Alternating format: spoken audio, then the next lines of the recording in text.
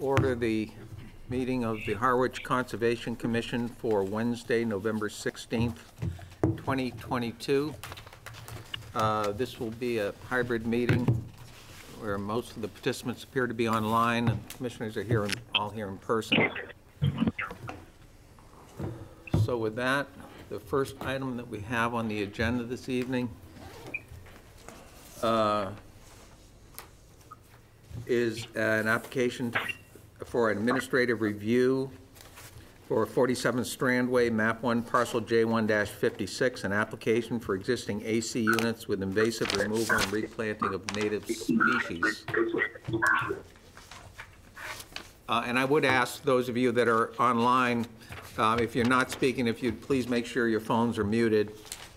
But with that, do we have a proponent for this project on 47 Strandway? I do see Lynn Hamlin online, but I can speak to it as well. Lynn? Yes, I'm trying to click all the buttons, sorry. We hear you. Am I there? All right, I thought the administrative review, I was just back up, but I'll go. This is simply to make formal the existing construction at 47 Strand Way. I think the only thing that, Ross just bought the property in October 2021. They're proposing some improvements to the property, but they'll all be interior, with the exception of replacing some windows. The rest of the work will be interior, and except for removing the little deck entry on the back of the house or the water side of the house. Amy pointed out that the AC units that have been there since at least 2009 weren't officially approved.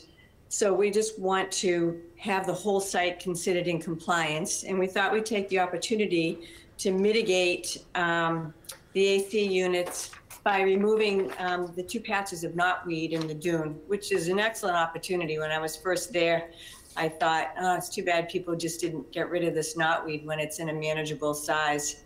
But I was nobody was compelled to do that, but we can use the ACs to get rid of the knotweed. And I have permission from Old Mill Point Association. I forwarded that to Amy. I hope she got it. And it can all be done by hand with hand cutting and hand stem wiping. And you get rid of a problem before that stuff takes over the dune. So we took advantage of a minor non-compliant issue to do something really good. Okay, thank you. Amy, do you have comments on this, please? Yep. So, as Lynn said, this is really just to get this project into compliance. The AC units are within the 50-foot buffer. Not something today we would have probably approved. We would have had them move them outside. This was done by the previous owner, again, back in 2009. They're right up against the back of the house within a landscaped bed. And I do think that there's 2 small stands of knotweed that are there, and this is the perfect opportunity to get rid of them before they spread farther. They are very manageable by hand with somebody doing a cut and wipe treatment, provided they're certified Massachusetts certified herbicide applicator. Again, this is just to get this property into compliance. And I brought it forth to you. I normally don't as admin reviews, but because it was, the units were in the 50-foot buffer and the mitigation for them was going to be in the resource itself, I thought you would want to see it. So I would recommend approval. Do you have any comments on the artwork in the buffer zone? Oh. We're not sure when the whale's tail went in, and not in the buffer zone, but the actual dune resource itself. And to be honest, it's not something when I was looking at Google Earth that I even noticed, maybe because it's an over-the-top view, so it may not really stand out until you actually see the site. It looks like it's been there for a little while, but we can, do you know the history of that at all, Lynn? But that's on Old Mill Point property, isn't it? It is. I believe it's on Old Mill Point property. Right, I have no idea, other than it amuses me when I see it. Maybe I can speak with John Connolly from Old Mill Point and see, I mean, how the commission feels about it and see if they'd be amenable to moving it. Okay, Okay? good, thank you. So, questions from the commissioners? Should we start with Wayne? No comment. Al? Jim? No comment. John? Same. Brad? No comment. Stan? All right, good. So with that, are there any comments for the audience, members of the audience? Can we have a motion, please, on this? Sure. I'll move that we approve the filing for administrative review for 27 Strandway, map 1, parcel J1-56. Okay, thank you. Can I have a second, please? Second. Second by Mark, all in favor? Aye. Aye. All opposed? Motion carries. Thank you very much. Thank you. Second item on the agenda is an application for a notice of intent, 14 Mill Point Road, map 1, parcel J1-94, for proposed pier, ramp, float, and dredging. Do we have a Through the proponent? chair, Yes. yeah, Don Monroe from Coastal Engineering. We also have Mr. Anino's on, and Pam Newbert and Michelle Hunton is on too. So what we did was, I'll share my screen if that's okay through the chair. Please. Okay. Yeah.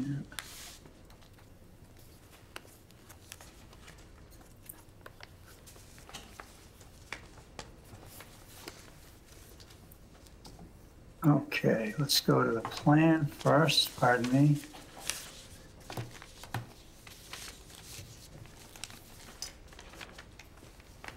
So, just in recap, this was a plan. Let me just zoom up a little.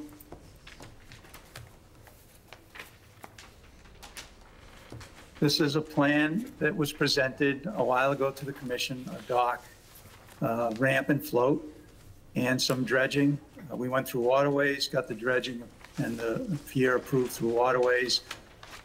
We came to the commission with this proposal and gave also some mitigation on the coastal bank, which Amy helped us prepare in terms of an on-site with the owners and with us on-site. But then during the course of the hearing, subsequent to that meeting, it was indicated that the coastal bank mitigation wasn't sufficient for the amount of in-water work that was being proposed with the portion of the dock, the ramp, and the float. So there was a suggestion made.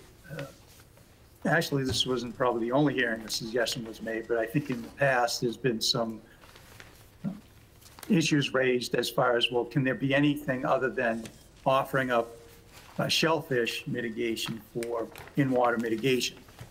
So I think Amy suggested maybe looking into something like an oyster reef.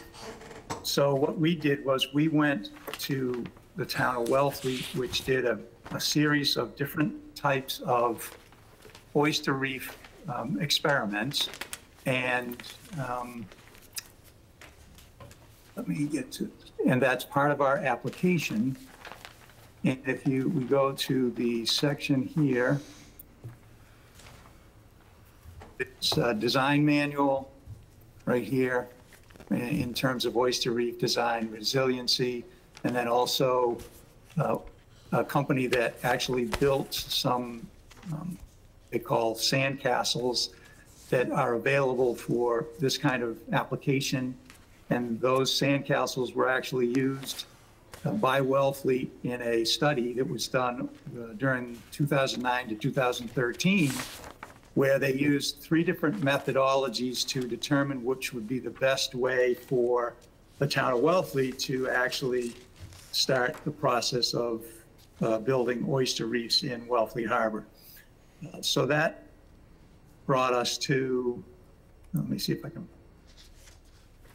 looking into their methodology. And so here's some photographs of Wellfleet actually doing some interlocking, and let me just get to where they're, sorry, I had to separate it out, but I'm not doing a very good job of it, so be patient with me if you can.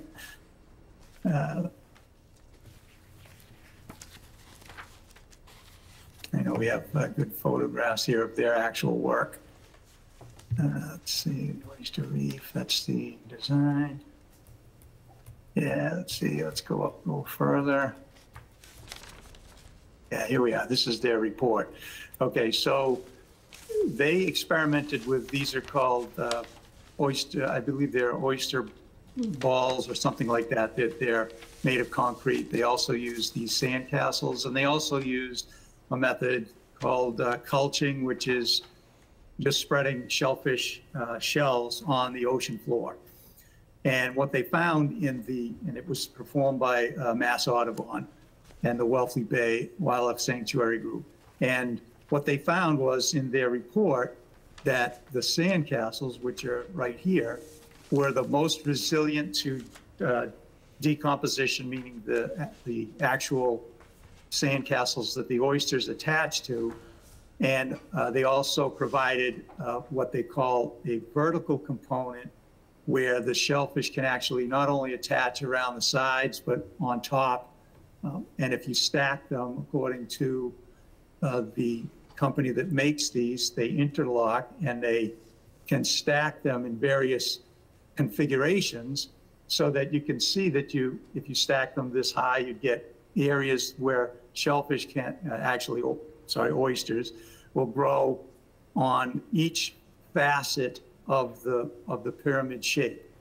So we took that into consideration when we looked at the three methods that Wellfleet used. We found that this was the most resilient, not only the most resilient, but in the report from Wellfleet, which we also included, it also indicates that in the report they found a high incidence of organisms growing in the void spaces like polychaetes and things like that.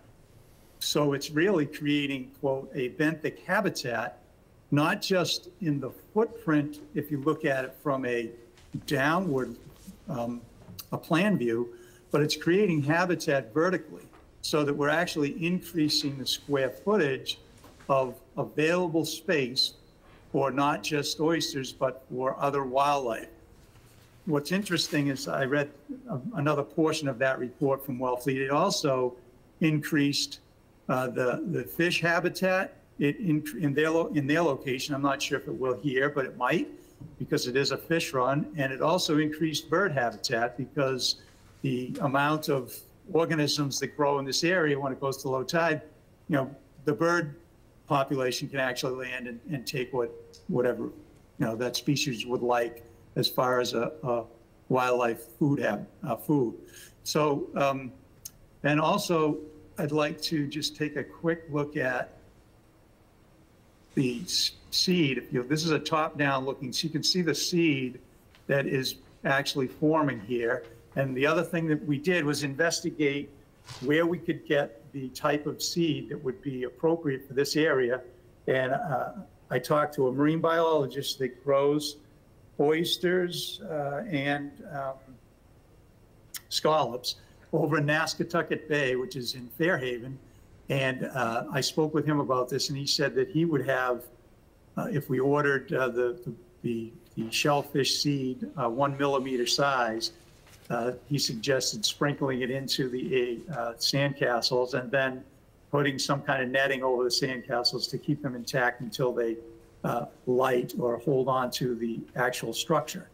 So, and he was quite supportive of that. Also, we ran this by Heinz Proft, and I sent an email to Amy with his response, and he thinks this is a great idea and hopes that it really is successful because they may have an opportunity for similar projects in other locations that need something like this. So going back to the plan,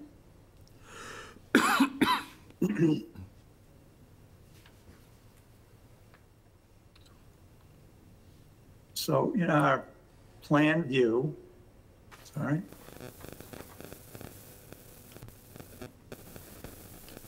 This is the dredge area. We're proposing to remove the material. Now, we did sediment sampling in 2 locations here and found that there was some very silty material, greater than 10% fine. So we had a chemical analysis done of those 2 samples, and that's included in our submittal as well. There are metals detected, high metals. There's also high levels of nitrogen, and also the shellfish study that was done also indicated during the sampling that there was a high odor of sulfur, indicating hypoxic to anoxic materials. So during the dredging process, we would obviously encompass this area with a silt curtain similar to what we did in the Allen Harbor dredging project to be bottom anchored, so that any material that would become suspended in the water during the dredging process would be contained to this footprint so that it doesn't enter or go out into the waterway. The metals and the other materials found in the dredge material, they bond onto the silty fine material, so we're pretty confident that through other dredging projects that use a similar silt curtain, the materials, the silt does not enter the water body outside the silt curtain, therefore the materials bound to that, which would be the metals, would not enter the water body as well. So we would make sure that that is the case, because we don't want to add anything from this area into the area outside of the dredge footprint. And then what the report from Wellfleet indicates that the oyster castles do the best in the intertidal zone, which is why we proposed them in this location right here. And then in the section view of those, so you can get an idea how high they are, we're only proposing an elevation of 2 stacked on top of one another, which is right here. So they roughly be 1 foot and 3 inches above grade after we dredge the material out, and they would be placed on the bottom. And because we're stacking them, they're about 35 pounds each. We did an analysis of how they would resist ice flow, and the stacking of them too high in a configuration that we show in the plan view. We're confident that the engineering analysis will, based on these 5 locations, and they're approximately 103 feet total length from one end to the other, but they're in 5 foot wide sections, approximately 10 feet long each, interlocked, too high, so that the weight of them would hold the sandcastle configuration from any ice flow or water flow in this location. So we're pretty excited about the prospect of being able to move forward with this particular project, with this as in-water mitigation for the area that the float, ramp, and end of the dock are taking up, as well as we did reduce the bank mitigation that's on this plan down here, but we are still proposing some coastal bank mitigation. Let me get my orientation right here. Yeah, so we are still proposing some plantings in this area, as well as some plantings on either area to 1,567 square feet of mitigation for the coastal bank work, for the steps and the area that the dock will be taken up on the bank, as well as in the salt marsh above the mean high water line. So with that, there are just a couple of other documents that we use. This is part of our filing. This is the report from the Wellfleet group, and we also included, also included in our filing our project narrative and performance standards. We updated those. They're in the beginning right here to address the land containing shellfish in relation to the proposed oyster reef, as well as land under the ocean. So with that, I'd like to open it up to any questions that the committee might have, the commission might have. Okay, thank you very much. Through the chair, should I stop sharing at this point and have you guys go through? And I could always reshare if. Yeah, need be. that's fine, Don, if you want to take that down. Okay. If there's other people that want to Okay. be speaking online, it'd be helpful. Okay, Thank you. yeah, Amy- let me Amy, get do you to have- stop sharing. Do you have comments on this? Sure. So at the last meeting, it has been a while ago now, there was a lot of discussion about whether replacement essentially of lawn with native plant species on the slope would be mitigation for a structure in an actual resource area. And I did bring that up, and I don't think I said specifically oyster reefs or oyster castles. I don't remember because it was a while ago. I just said it would be interesting to see if there were in-water ways to enhance the habitat, meaning land containing shellfish and land under the ocean and things like that. And that kind of brought open the discussion and set them on the path that they were on now to try to improve habitat in the resource area where they're requesting to build the dock. So I apologize. We just got a Division of Marine Fisheries letter this afternoon after close of business today. And we did just get, Don, the email that you had sent again after business day today. So I don't know if the commission has had a chance to fully digest it. But what I picked out of it is kind of my main question with this proposal. And in general, I think it's a really interesting aspect of this project. I do think it can have a lot of positives. I will note that the reason they did it in Wellfleet is different. Their reason was to try to resurrect the native oyster population in Wellfleet, and that ours is related to a dock project. Completely different. I mean, definitely land containing shellfish and land under the ocean, but different situations. One of the questions I had, and it seems like Division of Marine Fisheries also had, was even though if you're creating these oyster castles, which are going to attract oysters, and as you said, other organisms, what would it potentially do to the existing habitat, which does contain some hardshell clams? Yeah, so I think Division of Marine Fisheries asked that, and I guess that would be my first question. To add on to that, sorry, maybe Pam could speak to, how many shellfish, quahogs were kind of found in the area that the array is proposed, understanding that it is just a sample and a survey, but I'm just looking at, how much, what's the cost benefit essentially of putting in these oyster castles versus, and what would be the loss of potential habitat for hardshell clams? Sorry, that was really long. I got it.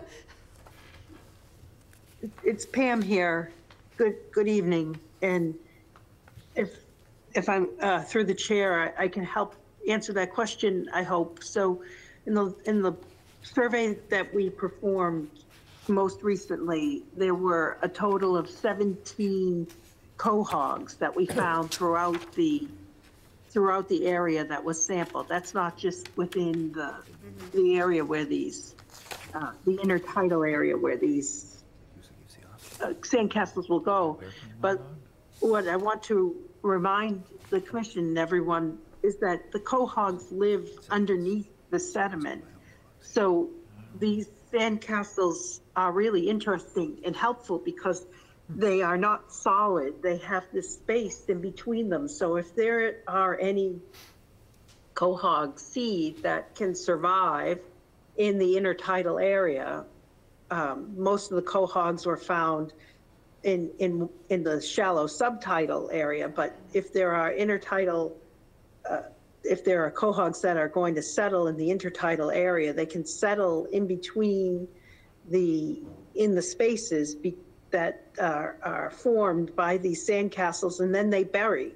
So the sandcastles sit on top of the sediment, but they don't prohibit the quahogs from digging, the seed from digging into the sand.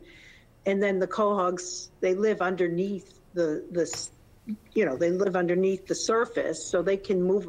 And these species have a foot, and they can move around underneath the surface of these structures. So I don't see these as actually prohibitive of any shellfish, really, that it's particularly shellfish that burrow and can move under, within the sediment themselves. So I think they're great. I think it's a great idea because not only that, it will provide some coastal resilience to the salt marsh habitat that's being created as well.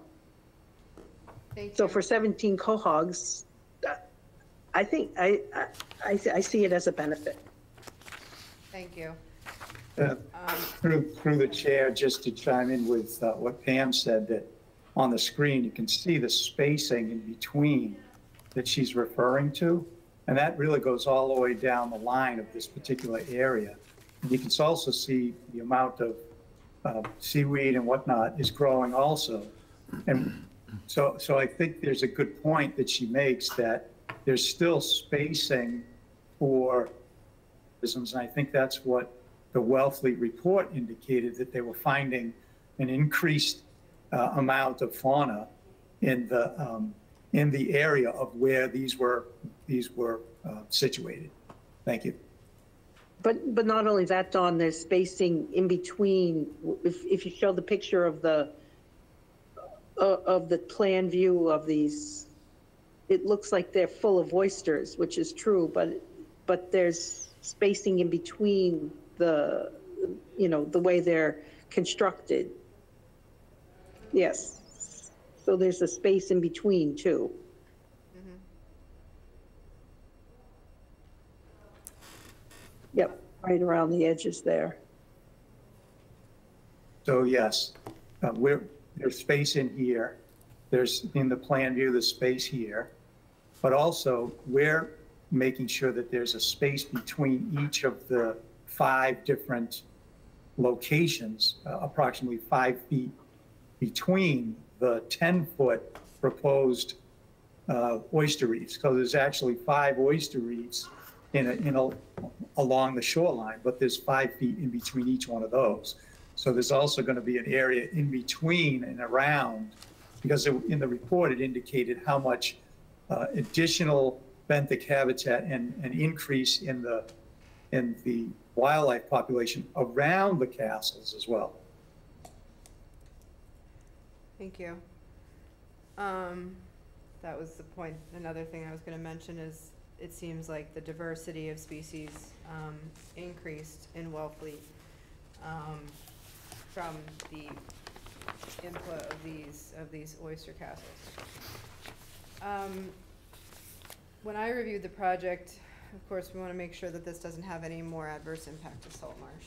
And these, being spaced out, they're not a contiguous structure, but they will, from my review of it, provide a little bit of protection from that seaward edge of salt marsh, from any wave action, from anything that might, any erosive forces.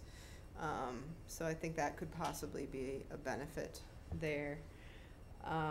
One question I do have on the northern side of the array, where you're going to be doing the dredging, you kind of show the dredging and the array of the oyster castles overlapping a little bit, and I'm just curious if they're going to be, if that was meant to be that way, if they're meant to be completely above where the dredge is going to be. I want to make sure they're not going to slump when you dredge there in that northern area.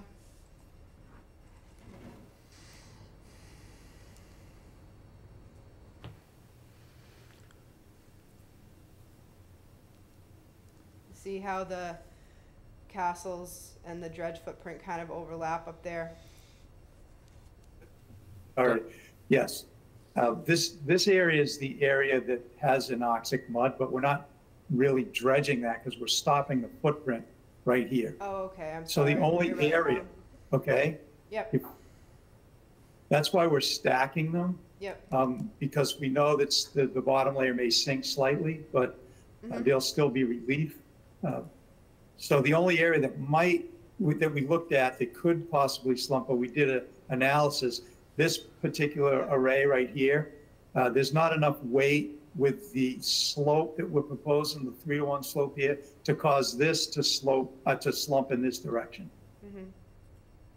thank you. So briefly, the proposed new structure, getting back to the dock, is a total of 470 square feet. Proposed mitigation is not just in the creation of the, I'm gonna call them intertidal reefs, because I think it's more than just oysters. Is a portion of that, and the other portion of that is removal of some of the lawn area on the Anino property and mixing and installing some native shrubs and ground covers,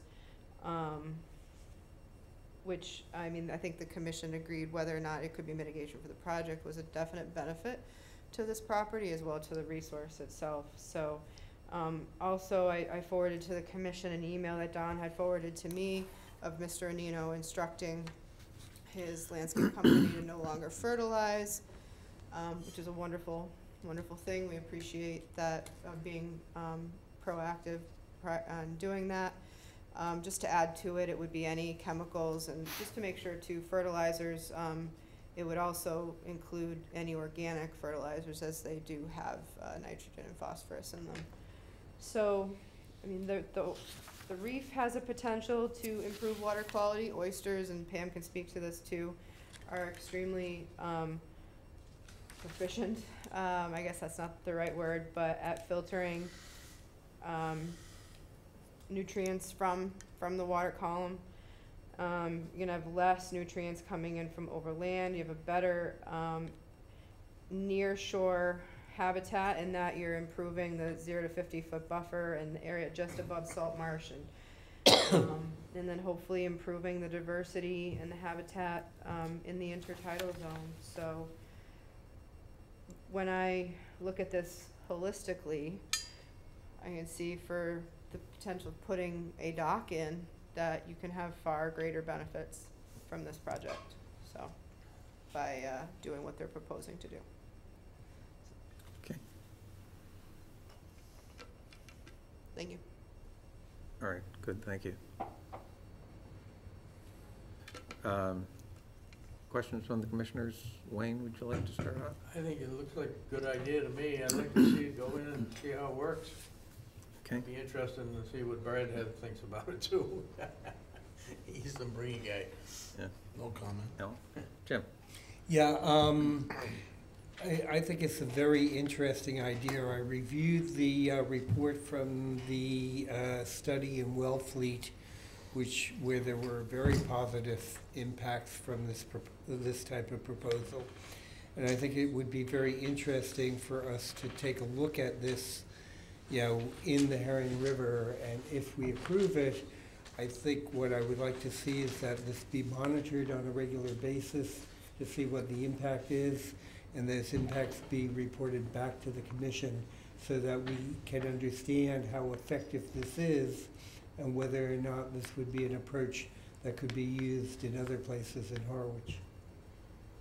Okay, good, thank you. John? Yes, thank you.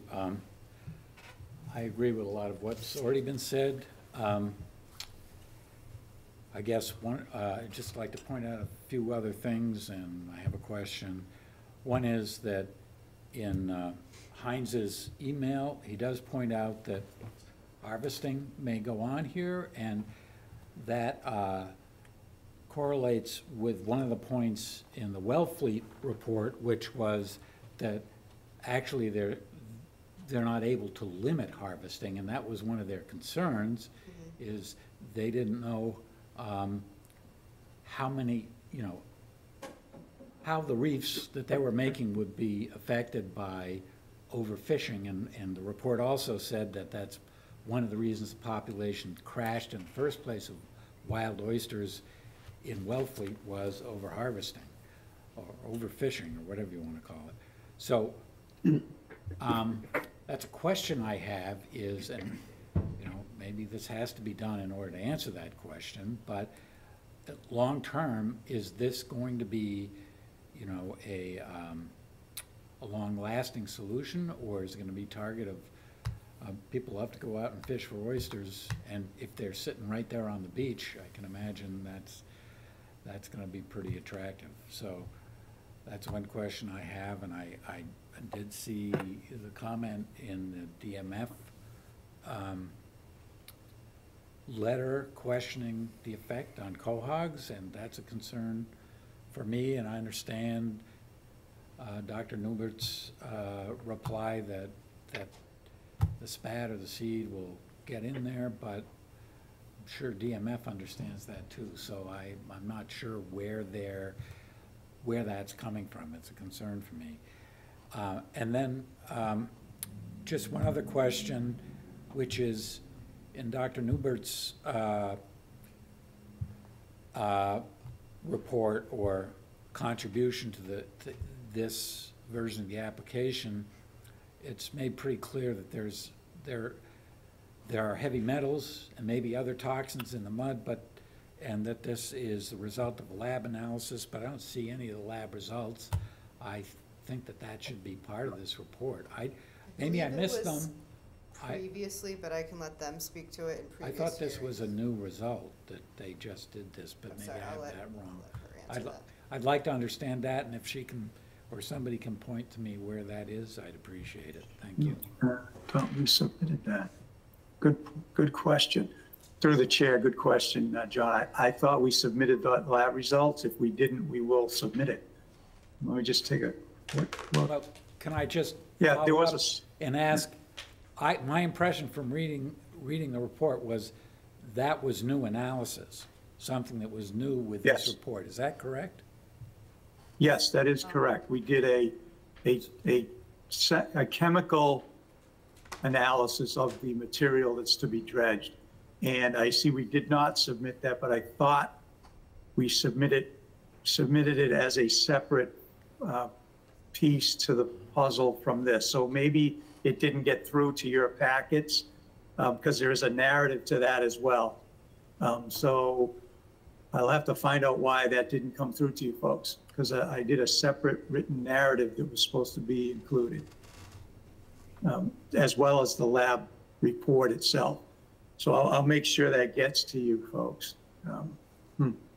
Just to jump in quickly, I just reviewed this, Don, recently, and I didn't, maybe the lab results themselves were set separately, but the narrative that Coastal prepared regarding the sediment results is at the end of the document you're looking at, at the very end, and it is part of this packet. I think it starts at page 70. The narrative that Dr. Newbert prepared. The narrative where you analyze the results of the sediment sampling, and also Pam Newbert submitted a report that's within this this PDF right here that also analyzes the recent sediment sampling that was done in response to Here it is. Mr. Chase's request regarding the inox. Yeah. Yeah, through the chair, John, you're right. There's and Michelle's right. See that on the screen, I don't know if you can see it, there's a sample in that sediment sampling narrative, although I think we forgot to attach the actual lab report. So I will make sure that gets sent over to Amy. Okay, thank you. My apologies for that. That was my question. Thank you, Mr. Chair. Okay. Thank you. Brad? Sure. So Through the chair, and to respond to John's question about the DMF letter and the resistance from DMF in terms of these being subject to possibly affecting cohogs, I just have to make a side comment. I find it interesting. I just got a state license and an Army Corps permit for their culching operation, which covers the seafloor to the tune of hundreds of tons of shellfish culch, which are just shells, and they approve that, which I find interesting that they made a comment about this particular project, that they question it when they just approved a massive project in Wellfleet. I just find that a little bit ironic, but I do understand that the concern. And unfortunately, EMF makes their statement and then they approve something that's far grander than what we're proposing in terms of 103 by 10, like 1,000 square feet. It's interesting to me. I don't think that answers John's question, but it's somewhat perplexing when you file a project that's as big as the one in Wellfleet and they approve it and they give a state license for it. So DEP, Wetlands and Waterways approved it, National Marine Fisheries approved it through the Army Corps. And then we get this response letter for a small project that I think has a far greater benefit in terms of the elevation that we'll be creating to add greater amounts of shellfish in an area that needs shellfish. And I know it's just oysters, but the Wellfleet report also indicates there'll be additional benthic organisms that will gravitate to it. So I'm hoping that you see this as a benefit, even in spite of DMF's comment. Thank you. Thank you. Brett? Yeah, so first of all, in terms of the overall application, my concerns remain for a dock at this location. I don't support that concept because it is a shellfish area, and it would need a variance to our bylaws in that regard. And then secondly, it has that catch-22 where in order to meet the water depth at mean low water, you have to dredge shellfish habitat. So to me, I'm not certain if it's another variance. We've gone around on this a couple times. To me, it would be another variance because the present conditions would not meet the low water mark of 3 feet. So those two things caused me to have much concern, and that hasn't changed from the previous hearings. In terms of the mitigation proposal, it's very interesting, and I applaud all the effort going into it. I think that if this project does go forward, it could be a component of the mitigation, and I think with some tweaking, it could be have some viability at this location. I prepared a proposal 3 years ago on Oyster Reef and Herring River that really focused on mid-channel culch bags. And it was not supported by the town's Department of Natural Resources, so it hasn't gone anywhere. But to me, a location like this would do well to have maybe both the concrete structures and the culch bags. And the reason is because the impacts that I see mostly occurring at this site would be for quahogs and soft shell clams, the few that are there, and not so much oysters. So why not try a couple different structures and maybe not have as many structures right on the habitat that would support quahogs? And so, and also I'm concerned about just the whole idea of having elevated artificial structures inside like that. So maybe split up your habitat types and have some of these concrete structures in close and maybe have some of your culch bags further out. They're both going to support oysters. They really don't help the other species very much, which is the primary concern. But I think there could be some benefit if this were to go forward. But I'd greatly favor not having just concrete structures. You're making artificial structures, putting them in the water body, and you're dredging the habitat. So to me, I'm not thrilled about that, but maybe as an experiment, you try some of the concrete structures and you try some of the culch bags, and then you monitor it and see what happens. So those are my preliminary comments on the proposed mitigation. Okay, thank you. Mark, questions?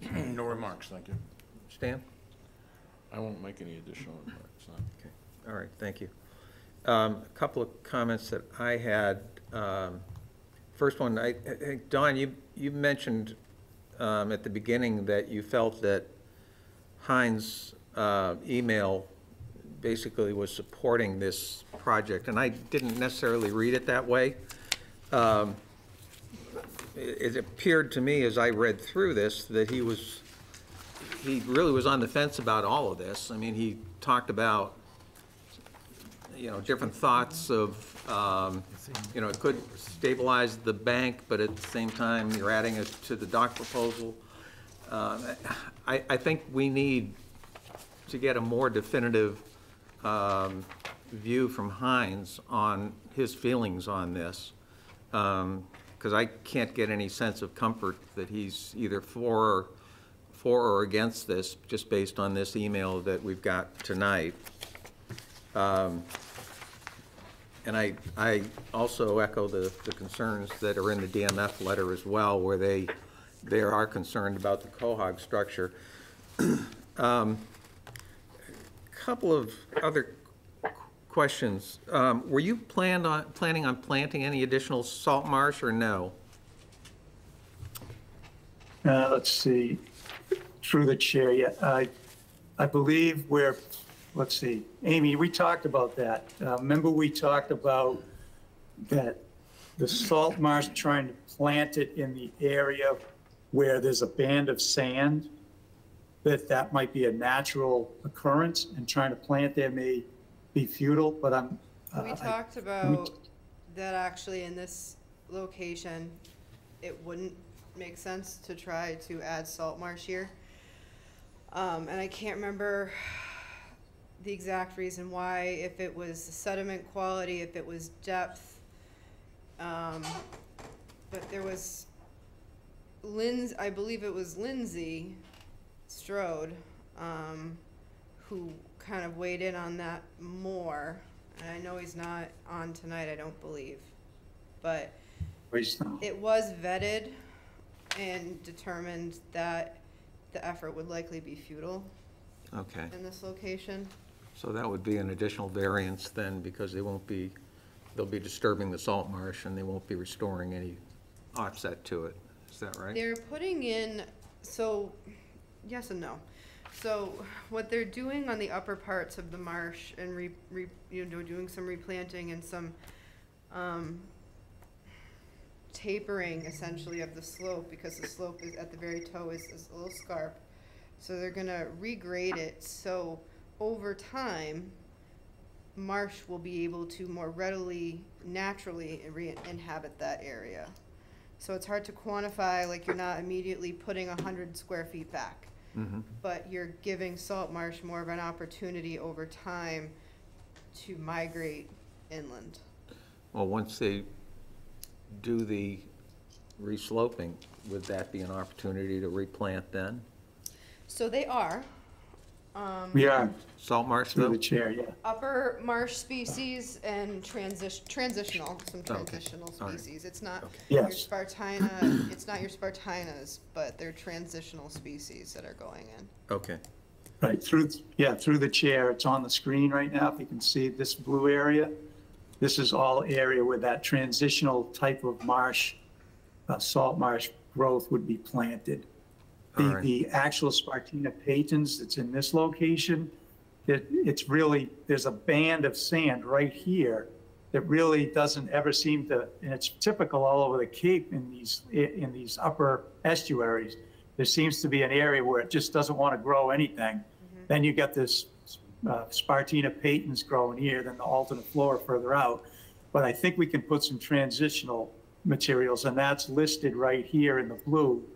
The sand plain grasses, horse mint, and leaf face tick seed that Lindsay's suggesting, which is, I believe, the thing that Amy's calling is transitional salt marsh plants. Okay. All right, good, that's helpful. Question, do you know if there's any additional permitting that's going to be required to install the sand castles or the oyster castles? Yes, it will go through Chapter 91 / a 401 water quality certification. It'll be a combined permit, so it'll get reviewed under DEP Boston, the Water Quality Division, and then DEP Waterways in Lakeville. So there will have to be a permitting process for the dredging as well as the sand castles. So yes. And are you planning on applying for that permit? At what point, I guess, is Yes. my question, Don?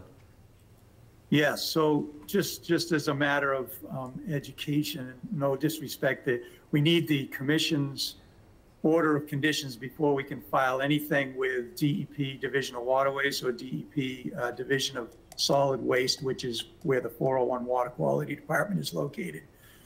So we can't really enact that application until we get through you folks first, and then we would immediately, upon recording the order, send up Chapter 91 plans to be reviewed by David Wong at Water Quality and Brendan Mullaney at Division of Waterways. Yeah, see, that's raises a real conflict for me, because obviously, if the oyster castles are proposed as mitigation for the work that's going to be done, and that we would have to approve that work before you apply for the permits, if the permits are turned down, then where are we? Have to come back to the commission. Were they? Yep. Yeah, we'd have to, yeah. So I would say you should put an order in there that you see evidence of the Chapter 91 permits before installation. That way, and I think we've had those orders in the orders and conditions in the past. So Yeah. I don't think that would be a problem Nope. at all to place that in there. Okay, well, I won't assume that you've thought ahead to the possibility of the Chapter 94 being turned down then, and what your alternatives would be then. If it gets turned down, then we have to, because the order conditions will say we have to show proof of a state and federal approval, and we'd have to come back to you with something different, and at Yeah. that point, there may not be anything that could be different, and that, therefore, the installation at that stage may not be able to be installed. Yeah, I anticipate that we'll get an approval because there has been quite a move for this type of, I don't want to call it experiment anymore, because they're actually being built in many places around the state, and some of them are pilot and some of them aren't. So I think it will be received, even though DMF has made their comment, and I'm going to just attach to our application to 401 Water Quality the Wellfleet approval that they just gave us, which is, a huge approval. It may be different in terms of its application, but in terms of its design and its results,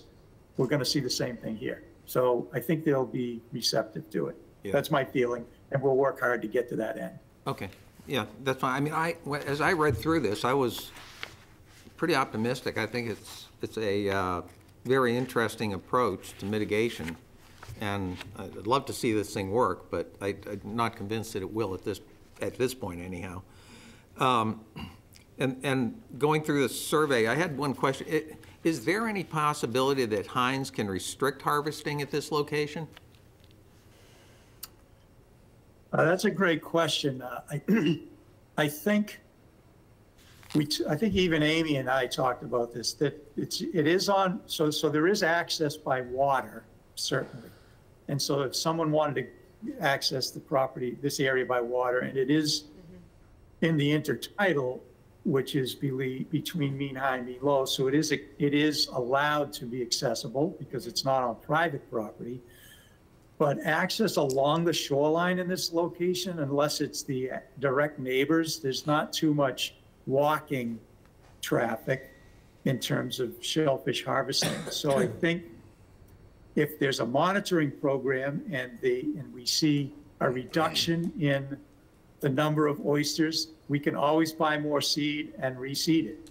And so it's not like once they're gone, that it's over. I think the commission would be wise to make sure that there's a monitoring plan and that we do offer a means to address that question about whether it's harvested. But at the same time, harvesting is not, in my mind, a bad thing, because then you could reseed. And the seed that I got priced for this kind of application, 2 to 3 million seed, is not very expensive, and you get a huge bang for your buck in terms of the spat that you can put in these castles to get results.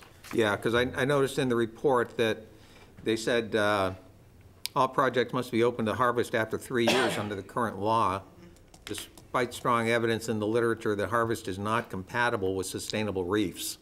So they're saying, basically seem to be saying, if the reef is going to be accessible to harvesting, then it won't work. It's kind of the way I'm reading this. And I would defer to Brad, as he's the one that knows how easy it is to access areas along the river as well for shellfishing and all. Yeah, this location doesn't have great access, but people shellfish there. I visit this area once or twice a season, and it's really parking is the biggest problem, but people go there, and I don't have a huge problem with harvest of these type of structures because they support a lot of sub-harvest size shellfish. They support reproductive potential from shellfish that spawn before they're harvested. But what I would like to do is to make this proposal that I prepared for the oyster bag reef available to all the commissioners, and then we can share that with other folks as well, and they can see this was a location that I actually proposed, and again, it has mid-channel deployment, and those cannot be harvested because town regulations don't allow that type of harvesting. You can't dive on these locations. So again, I think it might lend itself to have that comparison, to have maybe some structures into the subtidal intertidal, and then have your mid-channel culch bags that cannot be harvested. Okay. So, you know, there's a lot of potential here, and if that's appropriate, Amy, I'd like to share that proposal with everybody. You can share it, and I would certainly share it with the proponents in general, if not just for this project, but anything. The only problem with that is the culch bags would have to be maintained, right? No, the whole idea is that it's natural material, and it's a concern I have with the concrete structures. You're making structures to put in the ocean, and I don't really favor that. So here you have natural fibers that hold these culch bags. You seed them. They do it all the time over at the shellfish plant on the Cape Cod Bay in Dennis. And they seed the bags, then you put the bags out in the water. And so the bags eventually break down, and you have these mounds of shells. Oh. And so, to me, you gain reproductive potential by having all these shellfish that are reproducing, but they can't be harvested. And that was the nature of my proposal. In this case, maybe you have two different kinds of structures. And again, we're talking if this proposal goes forward. I have a question, Brad, if you don't mind. So, like in the bay, where you have tidal influence, here, how would you have to anchor such an array in order, because it's a high velocity river? Right. How would you have to anchor the culch bags? What I proposed was rebar hooks that are pounded into the bottom by divers, and so you would have these. Through the chair. Hooks that would pound in there. Brad, I would suggest we do helicals in this location. Yeah. Because they make some really, they're specific to like buoys that they put out for the nets that are placed like in Nascatucket Harbor, where they grow these, the shellfish you're talking about for sale in those Japanese nets. And they use, it's not the full-blown helical anchor that you might see putting in a bulkhead, but they're easy enough to install, and then you can find them easy with like your metal hook that you're talking about that you drive in. It just makes it easier for the diver because they can screw them in and not have to try to pound them in underwater. So there is a method to anchor what you're suggesting, and I think if we saw your proposal, we could probably see how we can incorporate this into this proposal. Having said that, I want to know where you might stand if that's incorporated into it, because this is an applicant that's pretty willing to do a lot of things as demonstrated so far. We don't want to offer a whole bunch of things and then just have it come down to variance again. I mean, are we going to overcome this variance question that keeps coming up with what we're proposing? And I'm hoping that we get there, because I think this would be a great pilot project, not necessarily for more docks, but for more projects to be done in Herring River that might be associated with docks that are in other locations, right? You could have oyster reefs along the river that are really benefiting the whole river as an ecosystem in the long run, incorporating the bags as well as the oyster reefs. Geez, Don, you get me all warm and fuzzy on this one. It's totally possible that. Merry Christmas, Brad. Oh, I understand where you're coming from here. It's totally possible, Yeah. because I drafted this proposal, that it might put me in conflict. I don't even know, and I don't want folks to, think that I'm promoting this concept for this particular application. I just think that you put together a mitigation idea, and it's worth considering how it could be augmented or improved. And again, I'm one vote. My philosophy has been unwavering about our variant structures for these water-dependent structures, so that's where I'm coming from, but there's a number of people voting here, and so I'm fine with helping you develop your mitigation proposal and see where it goes. Probably couldn't be an active participant in helping develop it, but you have the expertise and you drafted another proposal for the type of work you're showing, so Yeah. I could certainly provide that to them, but you can't Right. interact Right. with each other. So two related questions, maybe for you, Amy. So I'll provide this. I think it's a good idea to get it out there.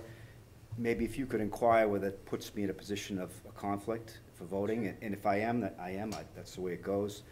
And the second question is on the variance requirement for the mean depth at mean low water, the water depth. In my mind, that should be a variance request. This proposal hasn't made that request yet. Is it in fact required? Or is it just a consideration for the commissioners that they have to dredge habitat to reach that depth? So I think that's kind I'll of. have to reread the language and I can ask that Okay, as thank you. well. Conflict, and it seems like the commission, I've heard a couple people, I think, say they want, we talked about Heinz's email and how it's not really strong one way or another, so getting a more definitive review from Heinz, and I'm happy to be part of that conversation with Heinz. Yeah. But I think we're getting close here. Yep. I have a couple more questions for you, though. Amy, you had mentioned earlier that you felt that these oyster castles would effectively help impede wave action and prevent erosion and that sort of a thing. Potentially, But there's on page 13 of the study, it says, it has a section on sedimentation. And it said that stratification was strong in the monitoring stations that they constructed, with high levels of accretion in the more seaward and middle stations adjacent to the restoration area, and strong erosion in the more landward stations.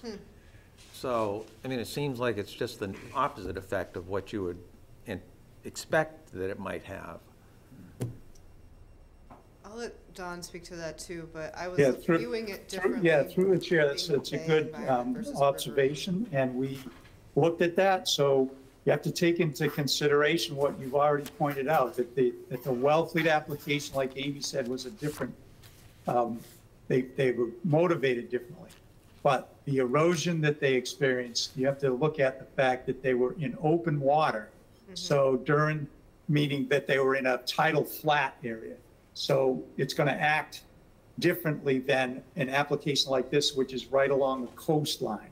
So in the open water aspect, when water goes in and water goes out, there will be an accretion side and a depletion side. We are purposely looking at this, that there will be a accretion landward, because when water comes up and over these, they'll be carrying sediment, and the wave, not wave, but I guess it would be wakes more and tidal flow, the energy will be dissipated, and then landward will see sediment drop out. But the amount of sediment, because of the amount of, you just look at the areas along the edge of the river itself and how it turns into the silty muck, that we're not going to see a lot of sand sediment being transported here, because the channel really swallows up most of that material that might otherwise get landward. So I don't suspect we'll see the same kind of reaction, but that would play out in a monitoring effort, because we not only take photographs of the productivity or the loss of shellfish on the sandcastles, we do a topographic survey around it as well to see the effect of the elevations around it in this location, so that if we see an opportunity for something in the future, you'll have this as a record in the file with the monitoring to see if it's actually a plausible approach. I'm wondering if, I mean, I view this structure as similar to what we see with a lot of the dock pilings along the river, where you have all that scouring that's taking place around the pilings. And I'm just wondering if just from the current, the flow of the current, if these wouldn't also be subject to an increased level of scouring taking place as the sediment is moved back and forth. And I mean, to that end, perhaps this is something that Greg Berman could weigh in on too, just to get his take on this. I could certainly ask him. You know, because he understands the river. He knows when you start putting cement blocks along the shore, what the effect is going to be, especially if they're freestanding structures as opposed to, you know, revetment or something like that. Right. And no different from I think pilings through the that chair buildings that high. Greg weigh in would be fine. Just keep in mind that these are only 1 foot 3 inches tall. So they're not going to be similar to a pile that is, you know, above the mean high water line, so that you have an effect during all tides. You're going to have a much less of a effect related to the, if you're comparing it to piles. Piles definitely act much differently because of the amount of structure that sticks out of the water, as well as what's driven into land under the ocean. Granted, yeah. But Greg, certainly, you know, that's a consideration we already looked at. It's the relief is so low that there isn't really any anticipation of it acting like a pile. But Greg, certainly have him weigh in. I don't see a Well, problem with that. but my understanding, Don, is that for this reef to work effectively, there will be points during the tides where the reef will be above the water. Correct. Okay. Yep. Yeah. That's so why it's in the this- intertidal, exactly. Yeah, okay. Yeah, do you have another? Yeah, if we could add a question for Greg Berman, if everyone agrees, to consider the dredge footprint and whether that would fill in over time with new sediment. It's an area that might be depositional, and so, you know, will that dredge footprint fill in? You know, and then secondly, is there any potential to have these structures covered in as well? And so that's probably a good question for Greg. Yeah. I think that was it, other than, as I've mentioned in past hearings, I continue to be concerned about maintenance dredging for the reasons that Brad just mentioned again. And so what I would suggest perhaps at the next presentation you do is come up with some sort of a plan that, for maintenance, for monitoring the dredge depth and reporting to us on a 2 or 3 year cycle or something like that, whether or not additional dredging would be needed. But absent that, I wouldn't necessarily be in favor of any maintenance dredging and just assuming that it would maintain the depth. So, any other questions, comments from the audience? Yes, through the chair, I just wanted to comment, just in an effort to move this along, you know, and not have issues come up at the next hearing, the comment regarding the water depth, 2.5 feet requirement and whether a variance is required. I have the report in front of me, and I think maybe the confusion is related to it looks like there's notes that maybe were inadvertently left in the regulations. It states a water depth of at least 2.5 feet is maintained, and then in parentheses it says without dredging ? It looks to me, and I understood that those maybe were comments from potential revisions that stayed, you know, in the copy that's online, but I think that needs to be clarified, because I think if what's in parentheses without dredging with a question mark is not part of that regulation, then it would be my interpretation that a variance is not required, in particular because there is an analysis of the dredging impact as part of this application, just as was just stated, a requirement, or potential requirement to monitor the dredge depth and reporting on that. And, that's all part of the application. So the 2.5 feet is being met as part of this proposed project. So it's my view that a variance isn't required, but I think, I don't know if anyone knows on the commission whether that language is, in draft or not, but it would be good to get this nailed down. That was. Tonight if that was possible, mistakenly before the left next in. hearing, so that we can submit the Amy responded to you. I don't know if you heard her or not. I didn't, I'm sorry, Amy. I said it was mistakenly left in when we probably published that version online. So, Okay, thank you. Through the chair, I thought So then it we might do, retained the that out without of there. dredging language with the increase to 3.0 feet. this is in the regs, not the bylaw. Okay. And this was a bylaw or reg revision from 2020, where we questioned it, but I don't believe we made a decision about with or without dredging. So Yeah. that was it was my comment that got accidentally left in, and it was question mark Yep. without dredging. Would the new bylaws apply to this project? This one was applied for, No, it was Prior. filed, it was prior. well before. Okay. Yep. So it would be the So existing it's- bylaw, which does say without dredging. I don't believe it does say Okay. without dredging. I do have them underneath my pile here. Yep, all right. But I'll look at that prior to the meeting as well. Okay. And I have your request for, to talk about whether a variance is required for something like that. I will relook at it again. Certainly be happy to chat with Michelle about it, as well as a host of other things you want me to do, Yep. so. Yeah. Okay. It's an There's somebody important in the point, audience. whichever way it goes, because it is existing Yep. shellfish habitat, and it's improvement dredging, not maintenance dredging. So Thank you. Yeah, for the clarification. It is. that's something we misstated. typically haven't supported for existing shellfish habitat. Right. There's somebody in the audience. Yes, Mark? Mark Burgess, Shoreford Consulting. As some of you are aware, I was with you guys during all of most of the deliberations when you were redeveloping your regulations. And as Amy suggested, that was in there as a question mark. It was a comment. I remembered the discussion, but ultimately it didn't go forward that way. It was 2.5 feet. A previous hearing a bit ago, another consultant incorrectly mentioned that a variance was required for the 2.5 feet. That was an incorrect assessment of the regs at that time, but I remember the discussion. I was here. And that part about without the benefit of dredging did not go forward. It just mistakenly got left in. That's why it's a question mark. Okay, good, thank you. I will fix that. But All right. So, Don, next steps, recommendations, where would you like to go with this? We would like to have a copy of Brad's report through Amy. Yep. We would like a continuation.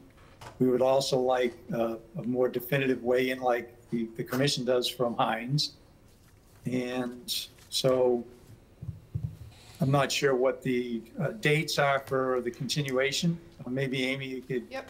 let us know what we are faced with here, because I know we got holidays coming up. Yep. It doesn't really impact us too much, other than that we actually have a 5 Wednesday month this month, so we have 3 weeks in between tonight and the next time.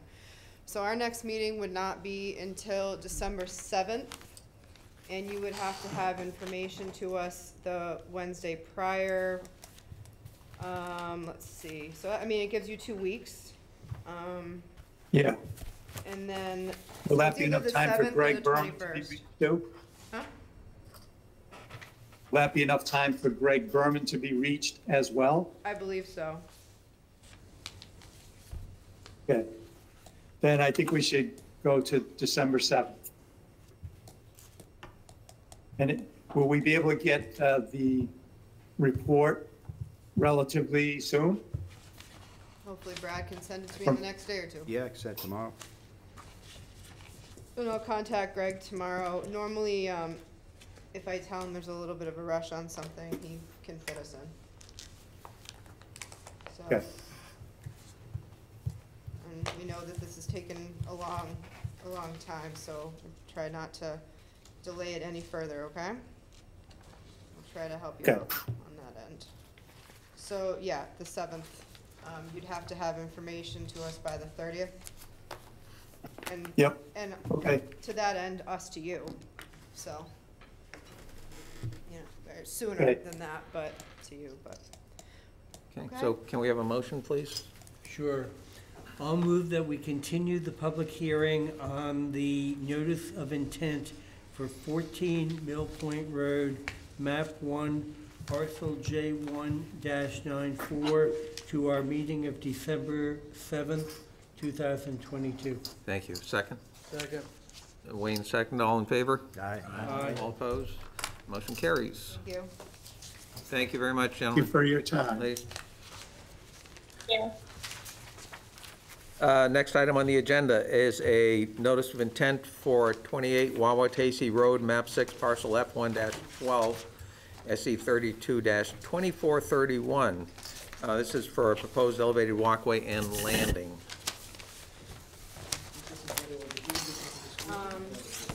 Matt, where's best for you for the, Either way, it's fine.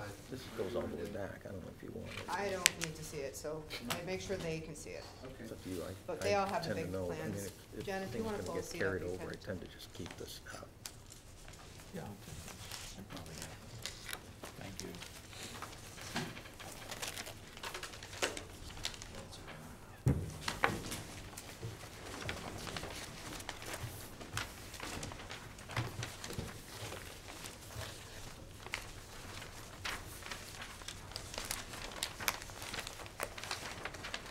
Good evening, Mr. Chairman. For the record, my name is Brian Wall. I'm an attorney, and I'm representing the applicants tonight, Michael and Sheila LeBlanc. And with me is the project consultant, Mark Burgess from Shorefront Consulting. And also to my left is Jen Crawford from Crawford Land Management. I see many familiar faces. This project probably looks familiar to some of you. This is actually on appeal in the Superior Court, but it's back here tonight on what's called a remand, which we asked for on the applicant's request. And I know that the commission met in executive session and graciously accepted that request, so we thank you for this opportunity to come back. And the purpose to come back is to propose a project modification and also some mitigation. So it wasn't so long ago, this was before the commission, but I'll just very briefly talk about how we got here. Originally, this was an application for an elevated walkway over Salt Marsh with a landing at the terminal end in order to provide access for the applicants to walk from their property over the Salt Marsh and to launch paddleboards and kayaks, because you might remember where this is. This is kind of near the channel leading out of Allen's Harbor. The applicant does not seek a dock. They probably couldn't get one because of the channel, but they are avid paddleboarders and kayakers, and so they were hoping to get access over their salt marsh for purposes of launching their paddleboards and kayaks. And again, you might recall that Mr. LeBlanc currently uses a neighbor's property, but he can't be sure that that's going to be that way forever. And kind of tongue-in-cheek, he also said he's getting a little bit older, so carrying the paddleboard up the street and then into the water, he would prefer to do it over his own property. So in any event, the application was originally filed 2 years ago in November of 2020, and the hearings began in December of 2020. And there were multiple hearings. I won't review all of them, but the point of the hearings were that the applicant did attempt to address the commission's concerns and made some changes. It was originally a 4-foot walkway, and it was narrowed down to 3.5, and it was elevated up to 5.25 feet above grade to allow sunlight in under the walkway. Notwithstanding, ultimately in August of 2021, the commission voted to deny the project. It was a close vote. It was 3-2, so it was only one vote difference between approval and denial.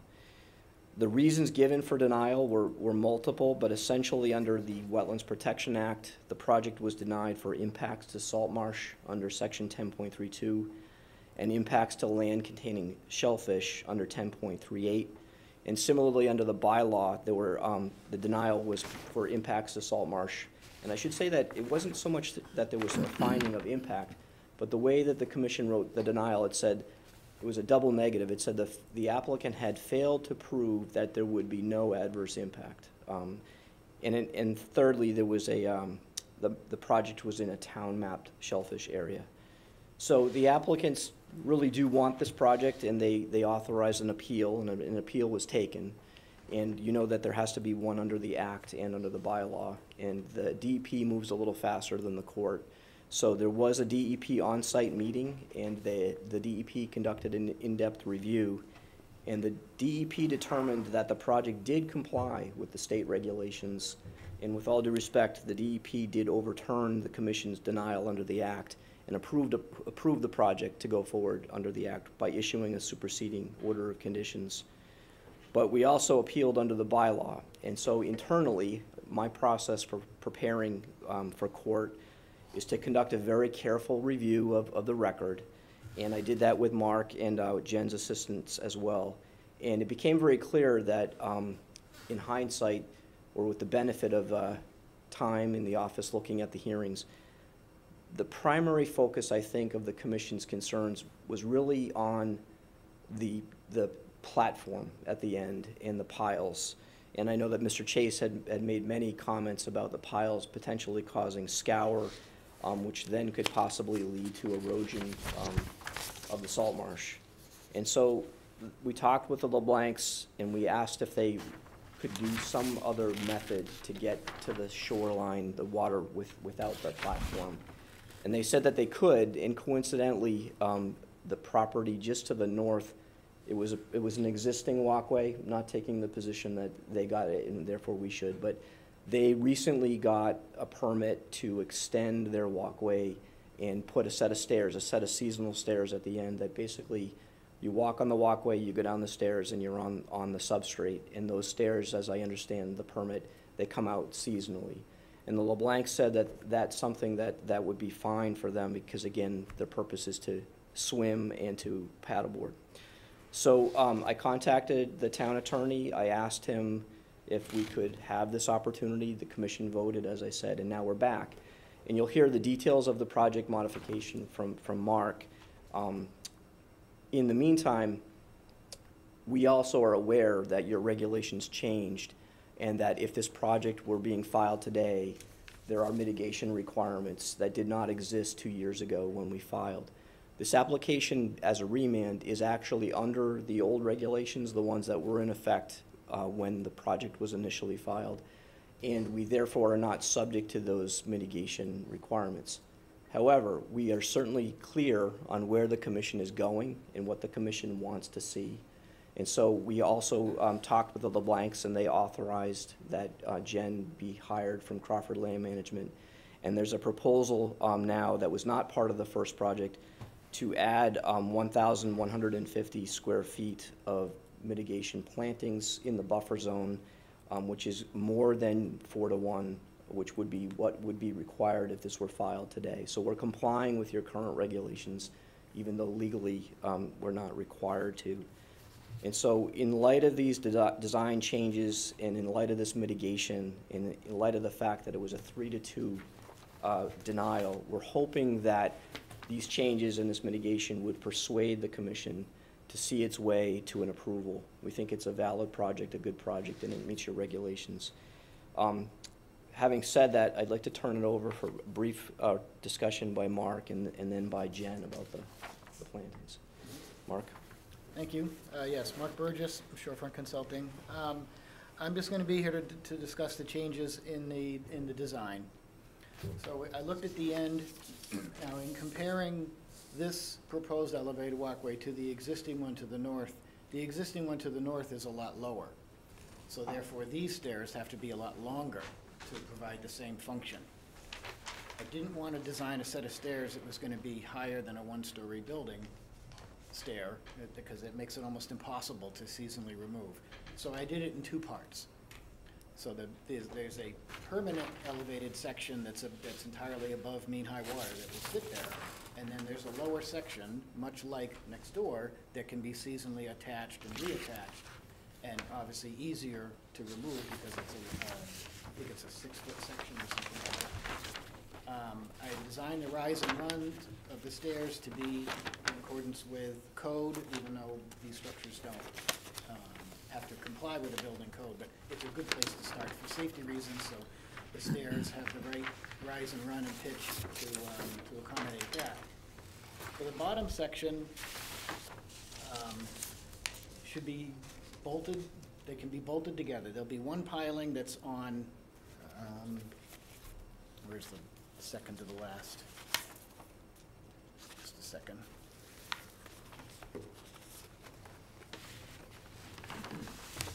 Yeah, so there's one permanent piling that would be on the back side of the edge of peat. There's no marsh there. And Jen can get into perhaps why there's no marsh there, but it's a peat edge, and so that would be the last permanent pile. And then after that, the section bolts on and unbolts, and the support posts can be at grade. So the top of the post would be at grade, so no pile scour for any kind of current or anything like that. The pile will be at grade like it's shown, and the stairs can rest on it and just be lagged into a plate. So the pile is not above grade, it'd be flush to grade. So when it's removed, you probably won't see the pile at all, and this is the same as the concept next door. What they actually did, from what I understand of the plan, is they took the last bent of the walkway and converted it to the stairs. So the outer piling was cut off at grade. That's the pictures that I have. And the stairs went down to that piling. So their walkway didn't get any longer. It just converted that last section of pile. We're essentially doing the same thing with a pile flush to grade. So when these stairs come out, the only thing in there below mean high water is the outer permanent pile that's in peat, not sand. I looked at the stairs on the landward side and just had to adjust them ever so little, like by 2 inches, so that the rises and runs matched on both sides. You wouldn't even notice that in the drawing, but contractor will do it that way. Other than that, everything else remains the same. We removed the marsh mitigation, and Jen will explain that because it was determined by predation that the marsh would not go there. And I would not grow there. And the only other thing I would suggest is that we've learned a lot in 2 years. We've had a marsh expert come in and tell us how marshes can live and die. We had another walkway approved that is now installed that looks really nice. So 2 years, we have a lot more data and a lot more ways to make this happen. So that's a summary of the design changes, and then I'll hand it over to Jen. Good evening. It's nice to be in person again. I think this is the first one I've done in a very, very long time. So forgive me, I'm a little out of practice. So for the record, Jen Crawford here on behalf of the applicant tonight. So as Brian said, my company was asked to come in and take a look at this project to basically tell them if there was anything that we could do better. And I think there is.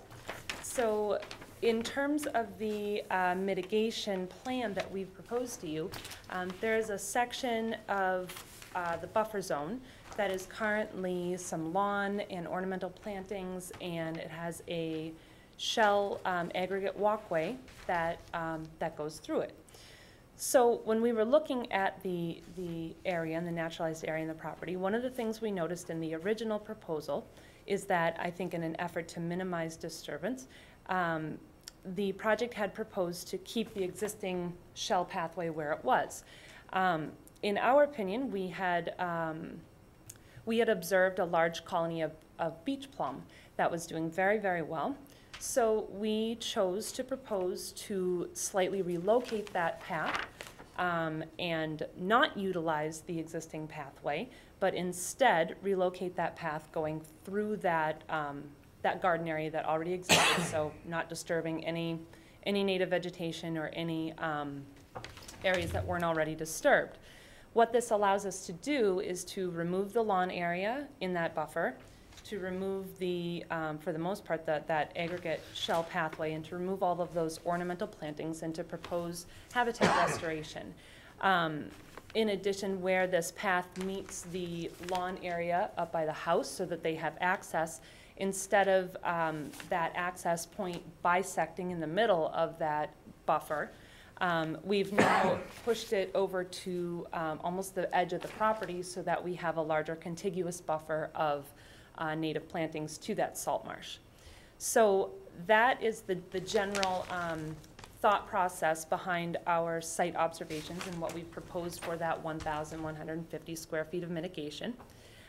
In terms of the salt marsh, this was a very, a little bit sad, I guess, but it was very fun for me and very interesting for my company to be able to dive into a little bit more research with salt marshes. So our company has designed and installed quite a few different types of salt marsh restoration projects in various areas on Cape with various project parameters. But when I was looking at the design plans and I was making our site observations for everything, we were talking about the salt marsh restoration that had been proposed, and it just didn't look right to us, so to speak, the conditions. So we started to dig in to do a little bit of research to understand a little bit more about why that existing marsh that seems to be very healthy through the majority of the stretches of Allen Harbor here, and everything you could see across the water from the property was in good health. It was just this weird section of Swiss cheese peat that was in front of this property. And so the more we started looking into it, we started coming up with journal articles and research that had been done on crabs. And this marsh seems to have crabs, many. So there's a native crab called the purple marsh crab that can cause this condition, and there is also occurrences on Cape of the Asian shore crab, an invasive crab species. So my company predominantly deals with invasive plant species, but I think we may have found an occurrence of a invasive crab species. So in our research, basically, my creative brain had thought of a few potential ways that we might be able to propose a little bit of marsh restoration here, but it would be purely experimental. We did not find any research or any case studies that really had any solid methodologies for dealing with a situation like this, because crabs, whether it's the purple marsh crab, the native one, or the Asian shore crab, the problem is that it apparently, based on our research, again, I'm not a crab expert, but based on our research, the issue is that these little guys not only like to clip the marsh grasses off and then gobble them up, but they also like to burrow into the peat. They start at the most seaward edge, and anywhere they find a little bit of instability, or just as nature does, anything that's a little bit weak, it gets picked on first, literally. And so it just kind of keeps going, and as they burrow into the peat and make their homes, there's also an issue with no predation for these crabs, and they seem to correlate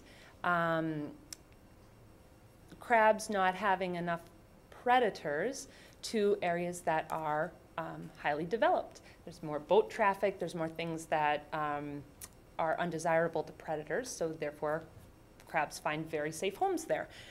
So anyway, I'm rambling, but I find this fascinating.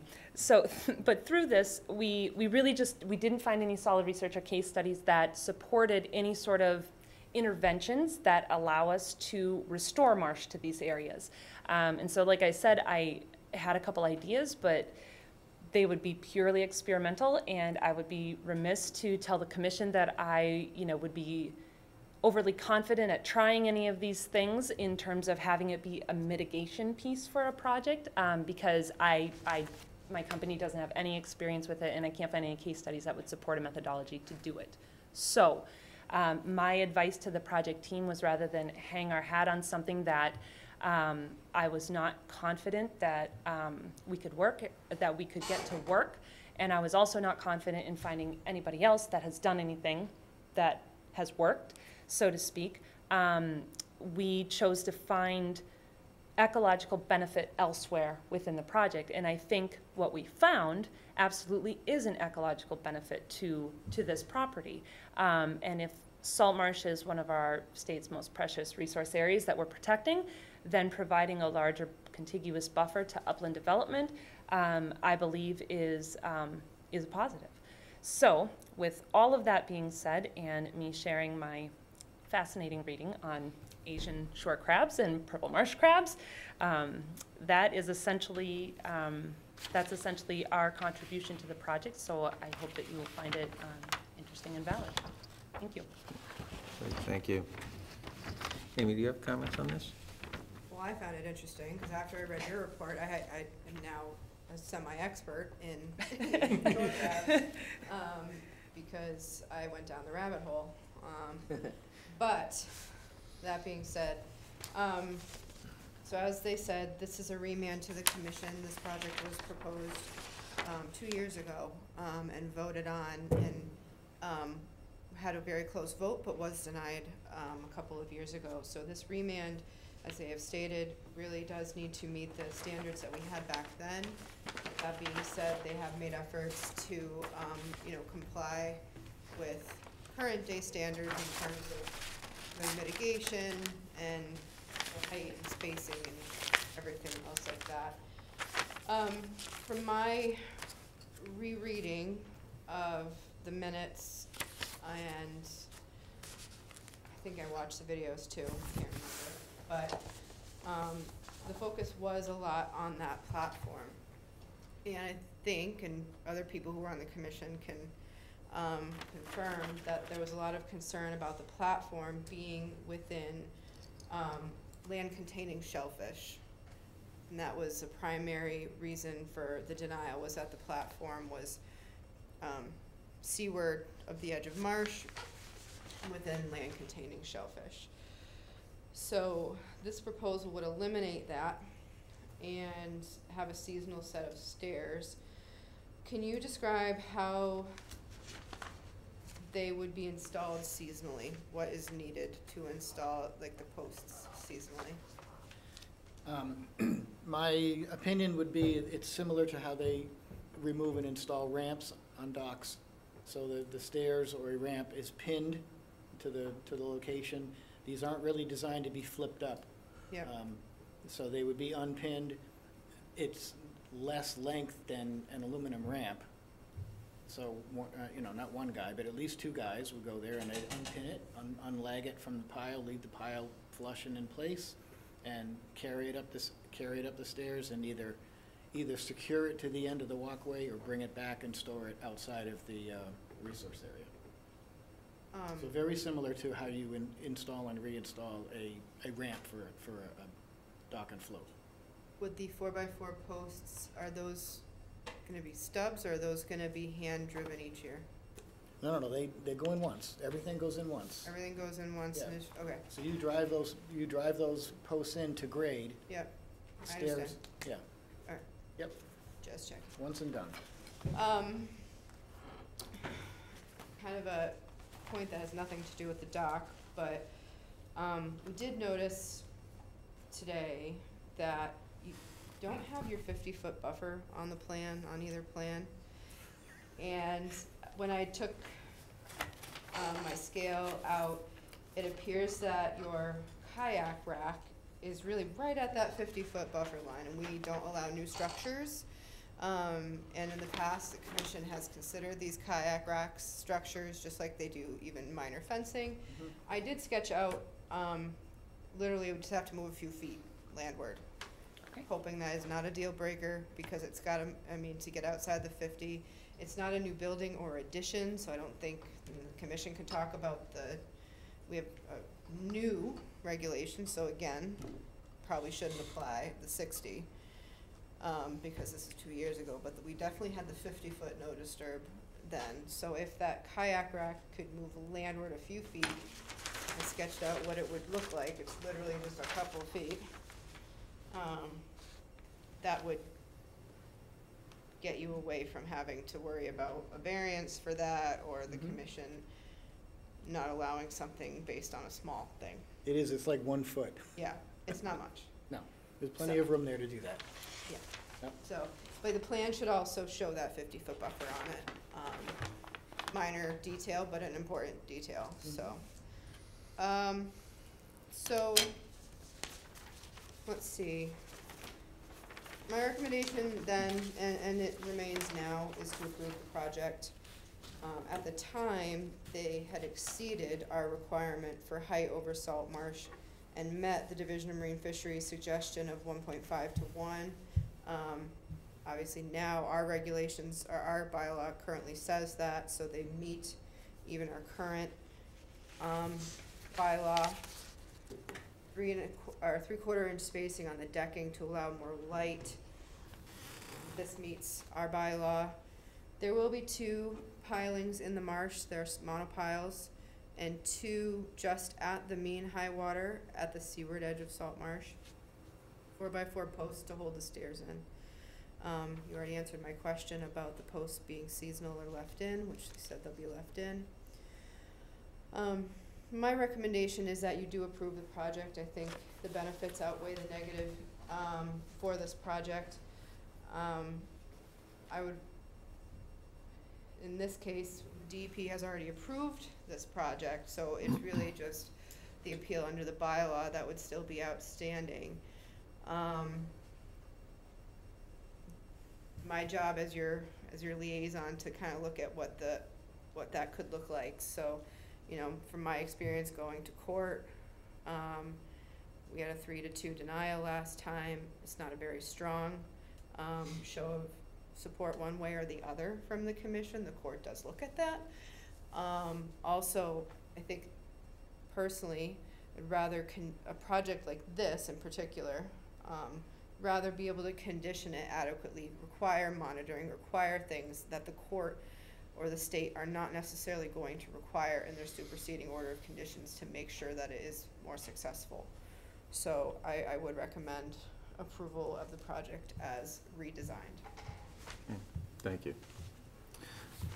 Comments from the commissioners? Wayne? No, I don't have anything. Alan? No comment. Jim? Mr. Chairman, I just have a question.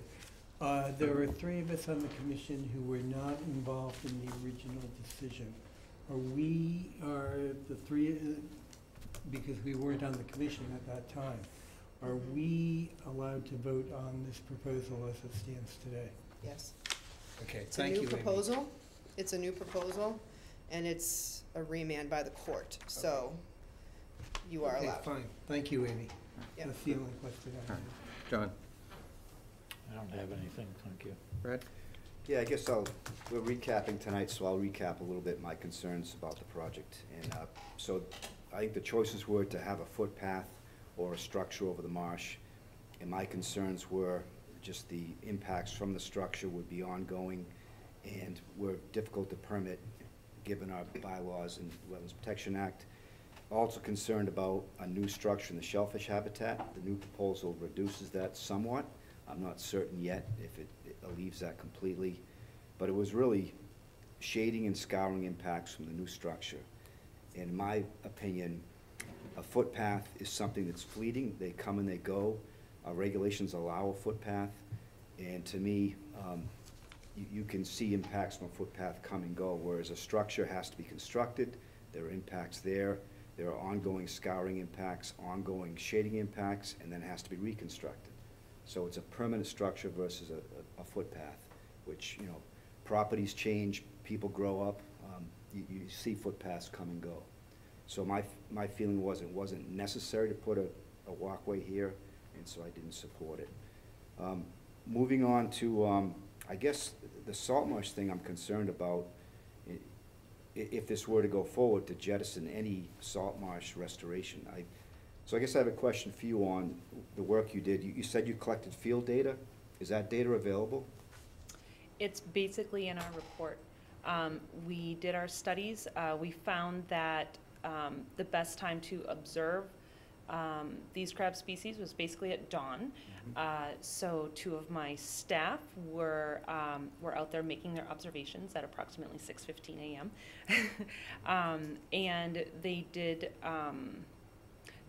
do a little bit of digging around with a small hand tool within the outer edges of that peat where the salt marsh is still persisting and it meets that kind of Swiss cheese. And so that's when we did observe the Asian shore crab that we found.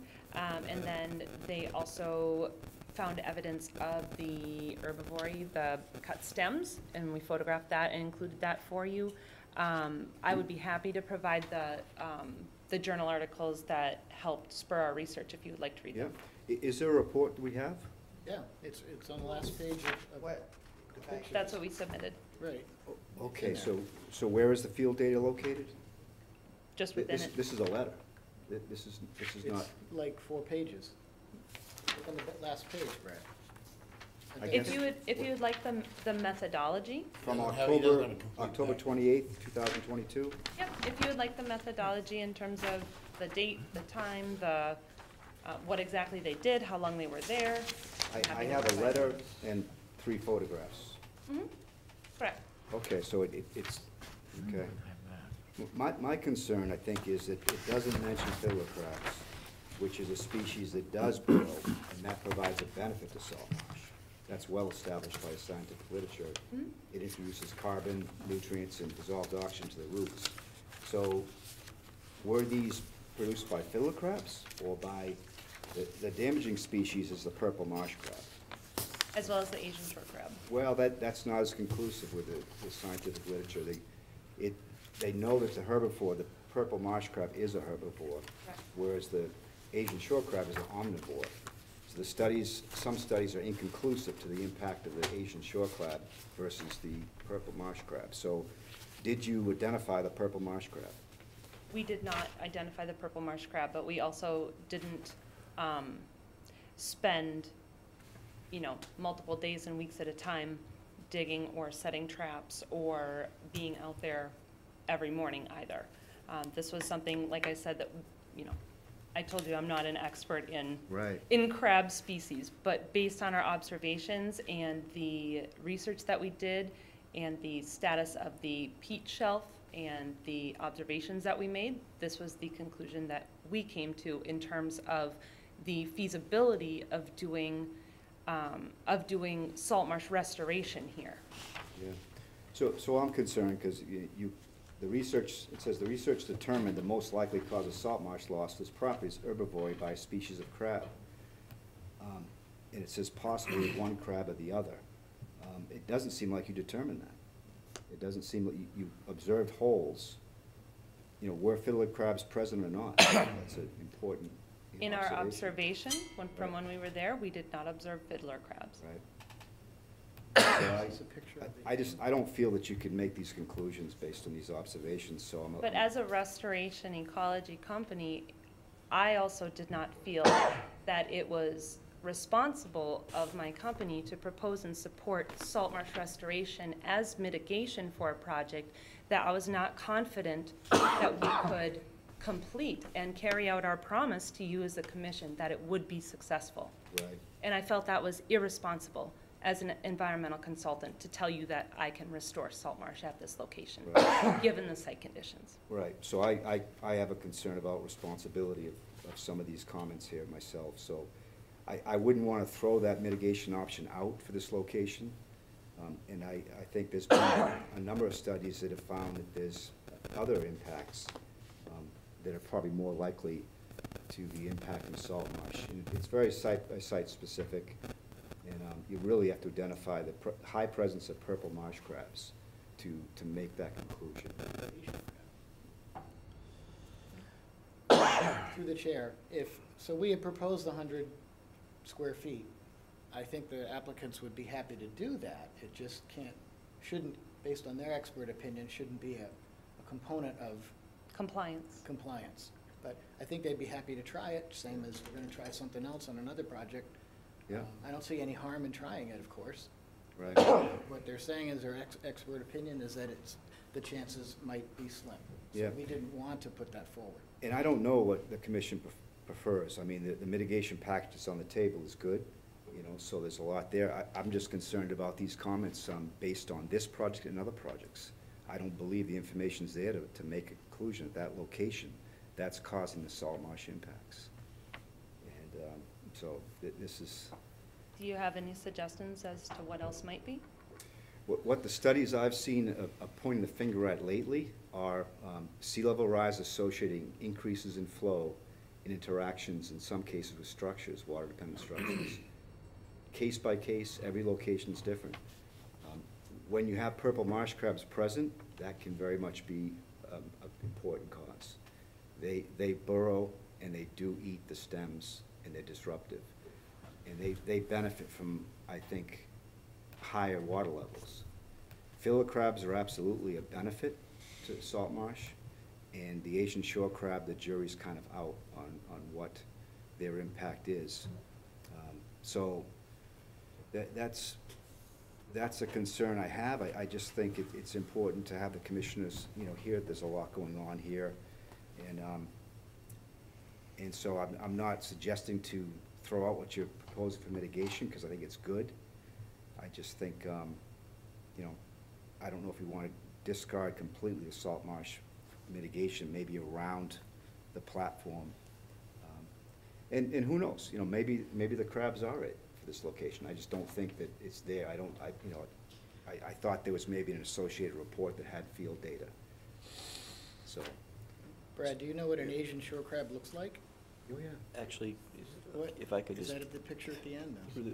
through the chair, Yeah. if I could just add to what Jen was saying is, I'm going to say something that's very clear. My clients want to have this walkway, and they're trying to do whatever they can to get the walkway. And so when we met out on site, and I was present too, there was a discussion to increase the salt marsh area of restoration to the entire peat shelf at significant expense to the applicants.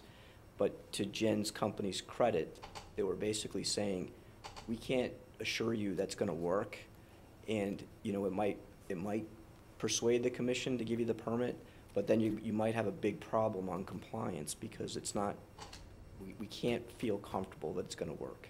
So we said, okay, well, what would be good? And Jen, I'm not going to repeat her presentation, we went with the buffer mitigation. If you want the applicant to do salt marsh mitigation, the 100 square feet, or change the location, they'll be happy to do that. But we just don't want to have it as part of the compliance, because based upon what Crawford Land Management is telling us, we don't want to be 3 years out and not able to get compliance. That's all. Yeah, those are both very valid points. Mark? One quick question. The salt marsh mitigation that's being suggested, if that was done and if it failed, what would be the impact after the failure? In terms of, I guess part of it would be the construction methodology for how salt marsh would be proposed to be restored there. And if it failed, it would mean that essentially the Spartina alterniflora that was put in, because that would be the only species likely to grow in that area with the elevations, it wouldn't take, it wouldn't hold, or it would become eroded. I don't know what the what the impact would really be. It just wouldn't persist. Wouldn't it revert to back to its natural state? Yeah, it would. I mean, I would assume that it would be the same as what's there now, essentially. The only difference might be if you used a fiber roll or something like that to provide a leading edge, or to kind of edge that salt marsh restoration area to try to buffer it from any wave action, try to keep the elevation stable where the new grasses would be installed in order to get them to take. And if they didn't take, you may have a fiber roll that is there for a period of time until it naturally biodegrades. But other than that, really depending on the methodology. I don't know that there would be anything negative there that's, So it's not like, you're not gonna bring fill in that would then break out? we may have to in order to get the elevations correct, because we would want to match elevations of the surrounding salt marsh to make sure that that is not a, that water depth is not a factor. But they would be, typically they're covered in erosion control blankets as well as coir matting, and that naturally biodegrades over time. Yeah, I think essentially you'd be left with a similar condition to what's there if the alternative flora didn't take. If I may, Lindsay and I did a project in Chatham where we replanted some areas of marsh that were damaged during construction. And the commission wanted to see the whole area planted. And we tried to show them photographs that said, look, there's some bare pockets here. We don't know why, but they're bare. Well, Lindsay planted everything, and in the places where the marsh was, it took off great. It's 100% restored.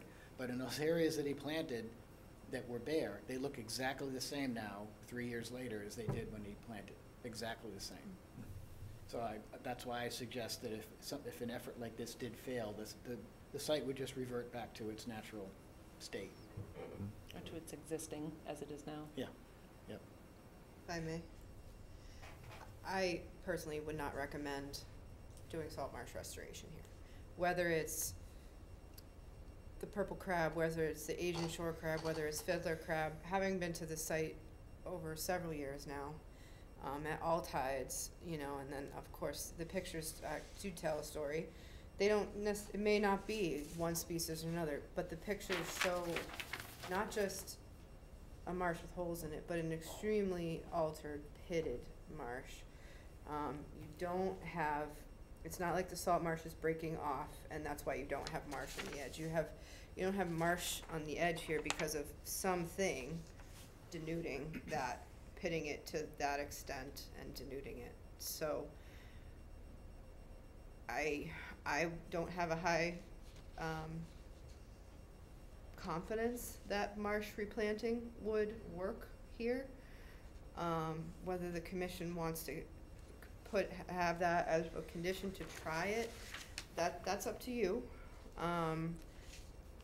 But again, I don't think it should, if you do that, then I don't think they should be held liable to try and retry and try again. And I just think that their efforts are better spent improving the buffer on this property than here. If marsh, there's something happening at that edge that is hurting the growth of the salt marsh. Okay. If it would grow there if it could. Mark, any other comments? Oh, thank you. Brad, were you done with your? Yeah. Okay. Stan, any questions? No additional comments. Okay. Just a couple of observations. You mentioned that the plan is pretty much similar to one's, well, maybe you didn't say that, but nonetheless, what I noted was the structure itself has become shorter and shorter than originally proposed. It was over 100 feet, I think, initially. Yes. Now you're down to 67. And I see you've also gone from 4 feet wide to 3.5, which you have to explain the reason for that. I would assume it would be twofold. I like the idea that it's narrower because it would reduce the shading effect, but also have you reduced the height as well? Well, so it's still at the 1.5 to 1 ratio. I understand. So the applicants were concerned about the height of it, and that as these structures get higher and higher, they're more ominous to look at. Yeah. So they reduced the width to 3.5 to lower, but still remain within the regulation requirements. Yeah, yeah, okay, I thought that was probably the motivation for that. Yes. Yeah, and I don't know what to say as far as the salt marsh. I mean, if we don't approve this project, there won't be any change being done to the salt marsh anyhow, so we won't see any improvement one way or the other. If it doesn't, if it's not restorable, and we do approve it, then I think we're still at where it is today.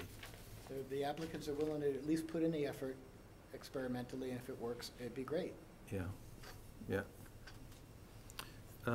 Good, I have no other questions. I don't know if anybody online has any questions, comments? Hearing none. Any other comments from the commissioners? If not, then I would ask for a motion on this. Okay, I'll move that we approve the notice of intent for 28 Wawatasi Road, map 6, parcel F1-12, SE 32-2431. Second. Seconded, any discussion? All right, hearing none, all in favor? Aye. All opposed? Okay, the motion carries. Thank you, and I'll get the revised plan to you. No worries. Thank you very much. Thank you very much, everyone. Next item on the agenda is 3 Mark Lane, map 30, parcel G5-3. New dwelling and appurtenances. Amy, it looks like they've requested a continuance. Yeah, they're coming to my community development meeting tomorrow, which is a meeting with all the regulatory department heads. So I guess the buyer backed out, so now the owner of the property has to decide if they want to pursue this, and I think they want to, what it's coming down to is, really the septic system, so a lot of it has to do with health too. So they would like one more continuance, they would like a month, so they've asked for December 21st. I would say at that time, if they ask for another continuance, you don't grant it, and say on December 21st, if they want a continuance, that you're gonna indefinitely postpone this, and they have to re-notify their abutters, because this has been several continuances now. Okay. But, see how tomorrow, I would grant them one more, we'll see how tomorrow goes. So they want December 21st. Okay, so can we have a motion on this, please? Sure. I'll move that we continue the public hearing on the notice of intent for 3 Mark Lane, map 30, parcel G5-3, to our meeting of December 21st, 2022. May we have a second, please? Second. Seconded by Mark, all in favor? Aye. Aye. All opposed? Motion carries. Next items on the agenda, order of conditions. First one is for Eversource Energy. 25 Lothrop Ave, map 12, parcel A1. Does the commission have any comments or questions about the draft conditions? I went through it and had none, Amy. Great, that's what we like. I have none. Same. None? Good. Can we have a motion on this, please? Sure.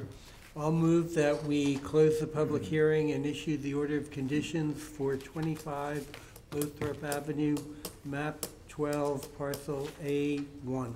Can we have a second, please? Second. Seconded by Mark, all in favor? Aye. All opposed? Motion carries.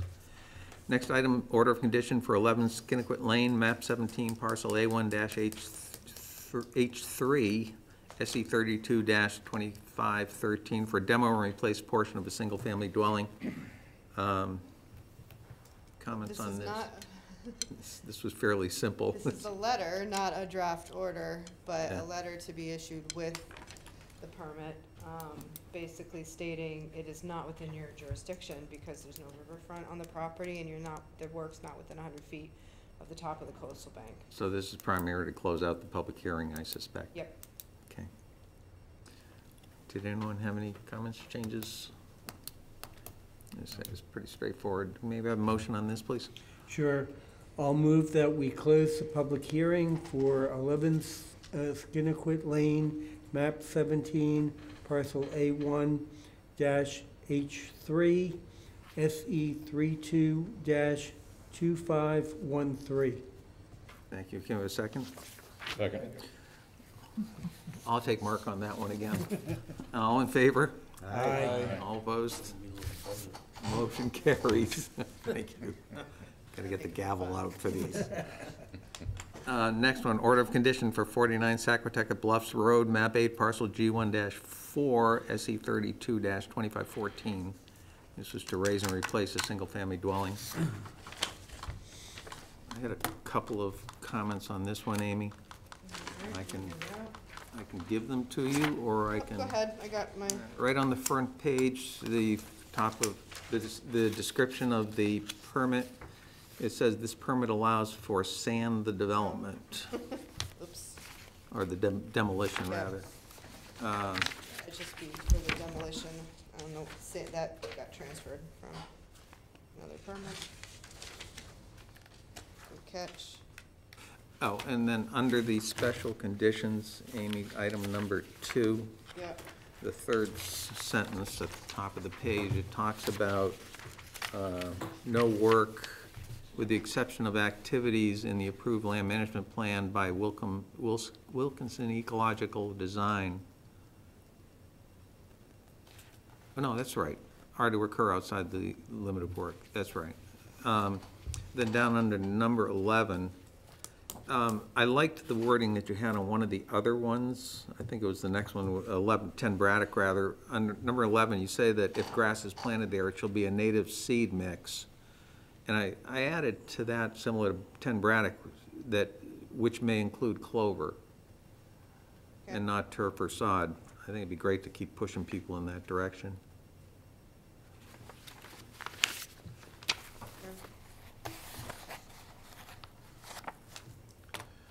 okay. Anyone have any other comments? Nope. All right, we have a motion on that, please. Sure. I'll move that we close the public hearing and issue the order of conditions for 49 Saquotucket Bluffs Road, map 8, parcel G1-4, SE 32-2514, revised based on comments given at tonight's meeting. Okay, thank you. Can we have a second, please? Second. By Wayne, all in favor? Aye. All opposed? Motion carries. Next one, order of conditions for 10 Braddock Street, map 7, parcel F20, SE 32-2512. Same thing on the first page. That's the only thing I had. Weird. Okay. Anyone else have any comments, changes? No. We have a motion, please. Okay, I move that we close the public hearing and issue the order of conditions for 10 Braddock Street, map 7, parcel F20, SF 32-2512. Okay, we have a second? Second. We'll let John have this one. All right. Go ahead, John. All in favor? Aye. All opposed? Motion carries. Next items are requests for certificate of compliance. First one is 14 Little Lane, map 63, parcel P1-4, SE 32-131 for an addition. Amy? Yeah, so this is a property transfer. This is one of the original, this permit number was 131. We're in the 2500s now. So the addition was done in 1980. Upon inspection, the property is in compliance with the plan that we did approve at the time. I'd recommend a certificate of compliance. Okay. Can we have a motion on this, please? Sure. I'll move that we approve the certificate of compliance for 14 Little Lane, map 63, parcel P1-4, SE 32-131. Thank you. It says, can I have a second, please? Second. You guys are playing. Mark seconded. All in favor? Aye. All opposed? Motion carries. Next item, certificate of compliance for 14 Atlantic Street, map 6B, parcel L140, SE 32-1154. This is another real estate transfer that's happening, and they found the hindrance on the deed with the order of conditions. So it's actually across the street from Nantucket Sound. There's a house between it and the bank. So it's on the edge of the 100-foot buffer zone. The addition was a second-story addition. The septic and the septic was built as it was permitted under the driveway and is fine with the health department. So recommend a certificate of compliance to close this one out. All right, thank you. Maybe have a motion, please. Sure, I'll move that we approve the certificate of compliance for 14 Atlantic Street, map 6B, parcel L140, SF32-1154. Second, please. Second. Wayne seconded. All in favor? Aye. All opposed? Motion carries. Now we have a couple of show cause hearings. Yeah, so I'll go over what we kind of noticed there, but first, is there anybody remotely here for 15 and 19 Shore Road? Good evening. My name is Attorney Stephen Rodman. I am here representing the owners of 15 and 19 Shore Road. Thank you. Attorney Stephen Rodman, correct? Correct, R-O-D-M-A-N. Got it, thank you. All right, so Attorney Rodman, what we typically do is I kind of go over what we've discovered on the property, and then you can, from your client's perspective, you know, say what your client has requested for you to say, and then the commission will talk about how to move forward with things, okay? Very good, thank you. So the assistant agent noted when driving by that there had been some vegetation removal on these two properties. They're in common ownership, as far as we know. Then Melissa and I both went out to look more closely and discovered that the vegetation had not only been cut, but roots removed right up to the top of Coastal Bank in areas that had been previously planted. This probably occurred, I mean, late summer-ish time. Knotweed has started to grow, which is an invasive, very aggressive plant, particularly growing on the property line between the two houses. It does appear like the work was done at the same time. We sent a letter out requiring appearance at this meeting for a show cause hearing. My recommendation at this time, and of course we'll hear what Attorney Rodman has to say, but fines for the clearing of vegetation. It was mainly shrub and ground covers, and that they submit a professional restoration planting plan by March 2023 to be reviewed and approved by the commission in hopes of replanting this spring. I did give the commission in your Dropbox today site plans of the two properties. I would encourage you to really look at the one for 19, as it is a brand new 2022 plan. The one for 15 Shore is quite old, and the wetland line no longer valid. But with that, with the commission's chairman's permission. Hey, Mr. Rodman, would you like to respond? Yes, please. First off, my client apologizes for the clearing. There was a burst pipe on one of the lots. They sent plumbers out to deal with the burst pipe. Because of the vegetation, they couldn't trace the pipe. So landscapers were asked to go out to help clear some of the vegetation to find the pipe, and they went far too far in what they removed. It was not my client's intent by any stretch, and as I said, he apologizes for what was done. We fully intend to restore and work with the commission to make sure it's done properly. And I have Michael Kotu here, who does that type of work to speak on what his thoughts are and what can be done. Thank you, Mike Kutu from Sudbury Design Group. We have worked with the owner of these properties on a adjacent property that he also owns at 11 Shore Road, and where we did a coastal bank restoration project a few years ago. He's very in tune with protecting the resource areas. This is totally unintentional. He got his letter, he called me immediately and said, "You need to help me. We need to work with the commission to get this rectified." And here we are. So I will abide by the commission's desire to have this, necessary engineering and delineations done, and we will prepare a plan for the commission's review prior to March. Okay, thank you. So we have a recommendation of a fine of $300 for each property for the clearing of the vegetation and submission of a restoration plan by March 1st, 2023. Let me ask if there are any comments or questions commissioners have with respect to this project. Jim? Yeah, two things. One, I was wondering whether the plan could be presented to us a little bit earlier than the March deadline, because we're just talking about a plan, so that basically we could review it and take any action in enough time so that you could start the restoration the spring of next year. Second, it's my personal feeling that the restoration is much more important than the fines. And my feeling is that if we give them a hard deadline on submitting the plan, review the plan, you know, assuming we approve the plan, give them deadlines as to when to commence work on the restoration, I think that would solve the problem, and I don't think the fines would be necessary.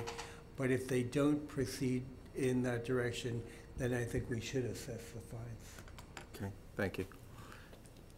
Any other, John? Yeah, I had one question for Amy. As you said, there was a brand-new plan in Dropbox. I don't see a brand-new plan. I see one plan that I can't identify It's the like date, M something. It is, because that's what letter we're at. M2, 19 Shore. That is the brand newer plan. That is the newest plan I have. That's the septic plan. Okay.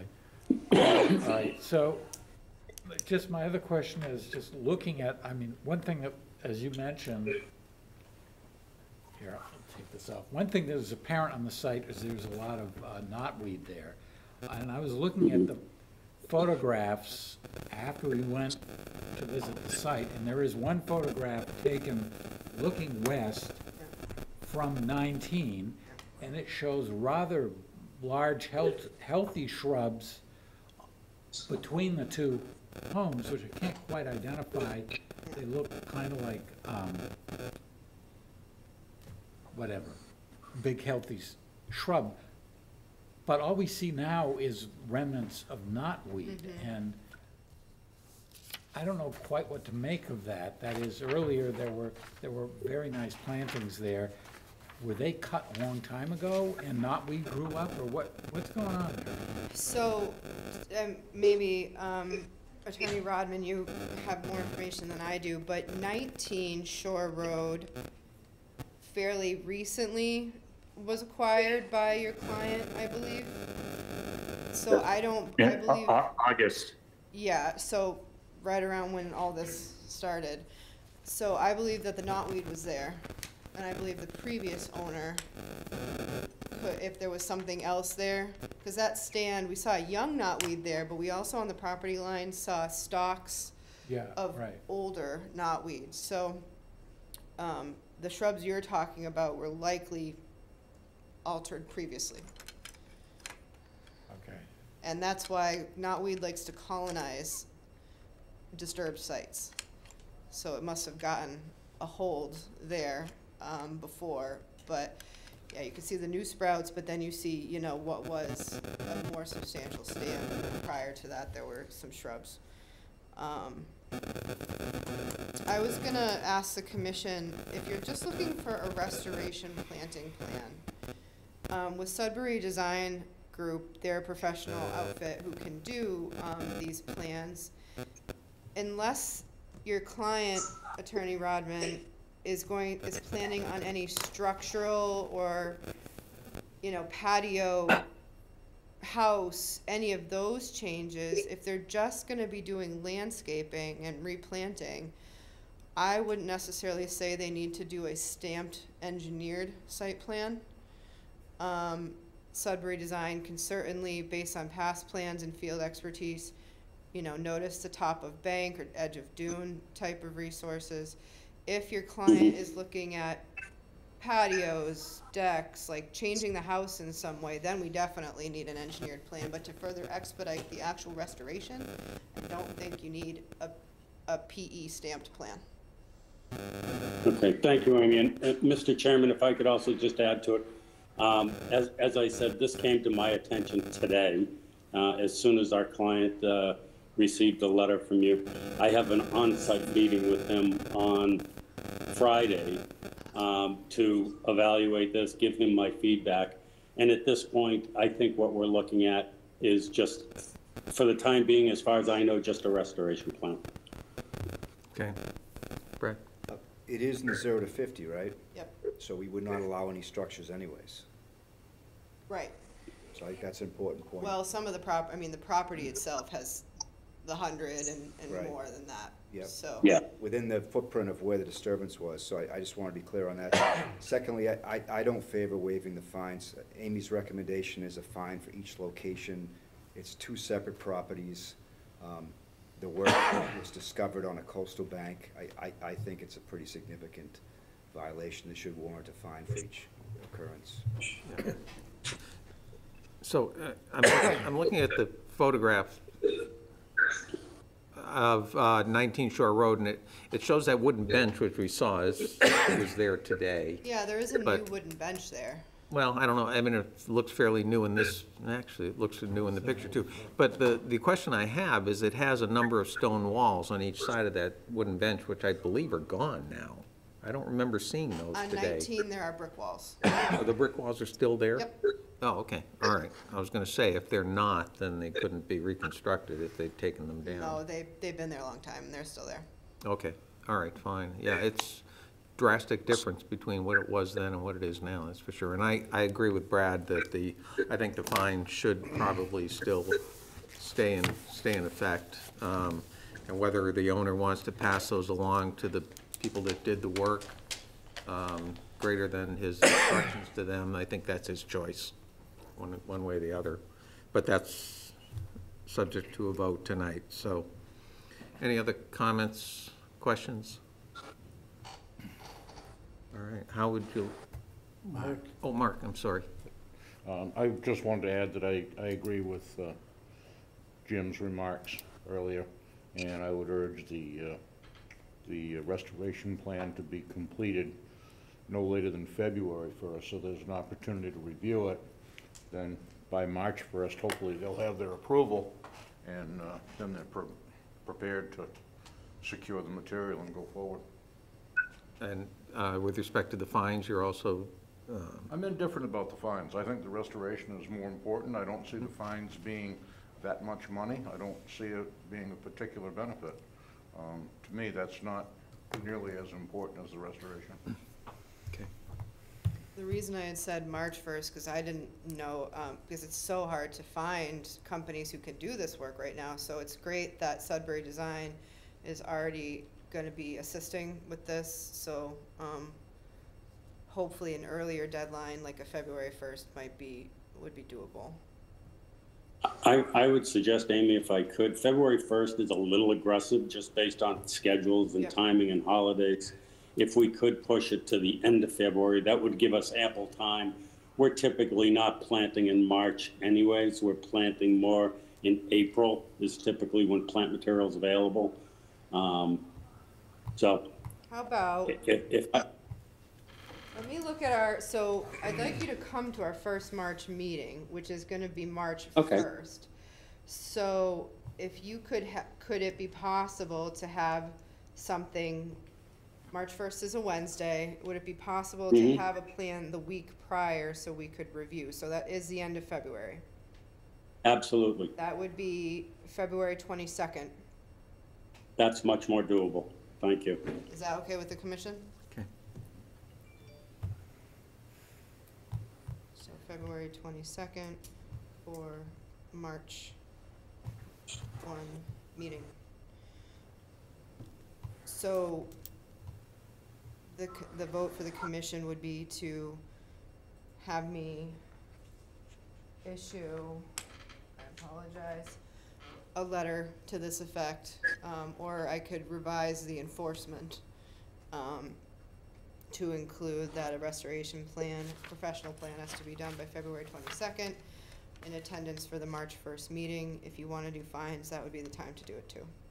At March 1st meeting. No, now. Oh, now, okay, all right, fine. But So, I mean in the motion. yeah, yeah.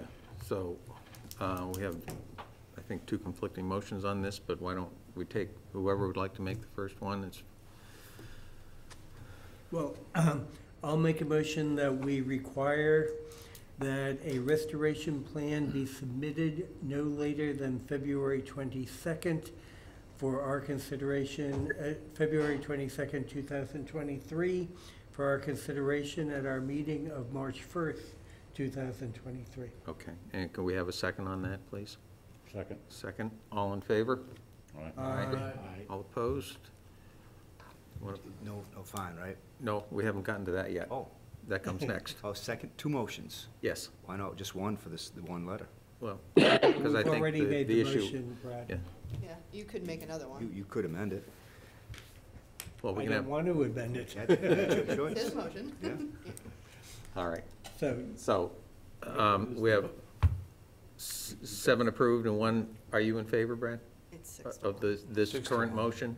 Yes, if I can change my vote All right, to an A. yes, so the motion carries 7-0. 7-0, okay. And do we have a second motion on this? I'll move to issue fines for both violations at 15 and 19 Shore Road Drive of $300 for each occasion. And can we have a second on that? I will second it. All in favor? Discussion? Discussion? What exactly? That's 2 fines of 300 each. That's No, what for you, each location. A fine. $300 that's 2 fines for $300 each. Yes, total. Oh, yes, total for the 2 locations. Thank you. yes. Same as Amy's recommendation. So we have a motion, it's been seconded. Any other discussion? All in favor? Aye. Aye. 3, all opposed? aye. 4 opposed, so the motion doesn't carry. All right. Okay. Next item on the agenda. Thank you, gentlemen. We appreciate it. We'll be in touch. Thanks very much. Alrighty. If at Thank any you. time you want me to meet you on the site, I'm more Okay. than happy to do so. That'd be great. Okay, All just, right. give my Happy to office a call. call. I will. Thank you, Amy. Yep, thanks. Next item on the agenda is discussion and possible vote for the approval of the 2023 meeting dates and deadlines, which we have a schedule for in our package. We're already people are already asking us what our deadlines and meeting dates are in next year, so. I mean, it's as much as we possibly can, the first and third Wednesdays, just like we have now. Yeah. Not much affects it. The only thing for us that affects it is if there's holidays, like we have to, the filing deadlines switch a lot because of when we have to put it in the paper, so. But everything, Otherwise, there's no change, first and third. first and third Wednesdays. there's- Uh-huh. No, no, All Wednesdays, okay. all first and third, I believe. How many in February? Hmm? How many in February? 2, February 1st and 15th. Yep. The only one that gets close to a holiday is, July 5th.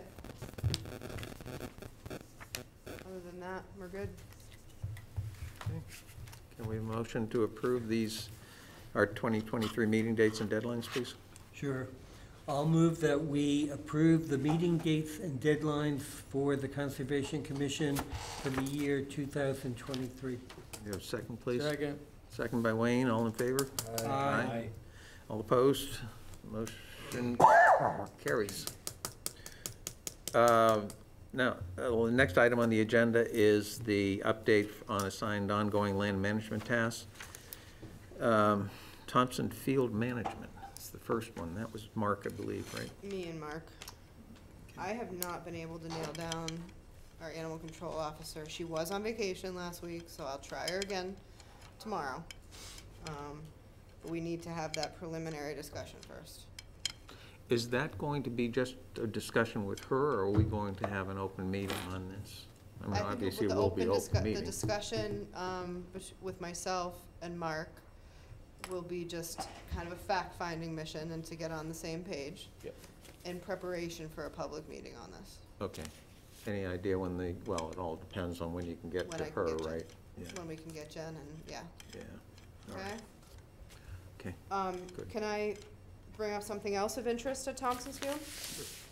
So not have anything to do with the issue at hand.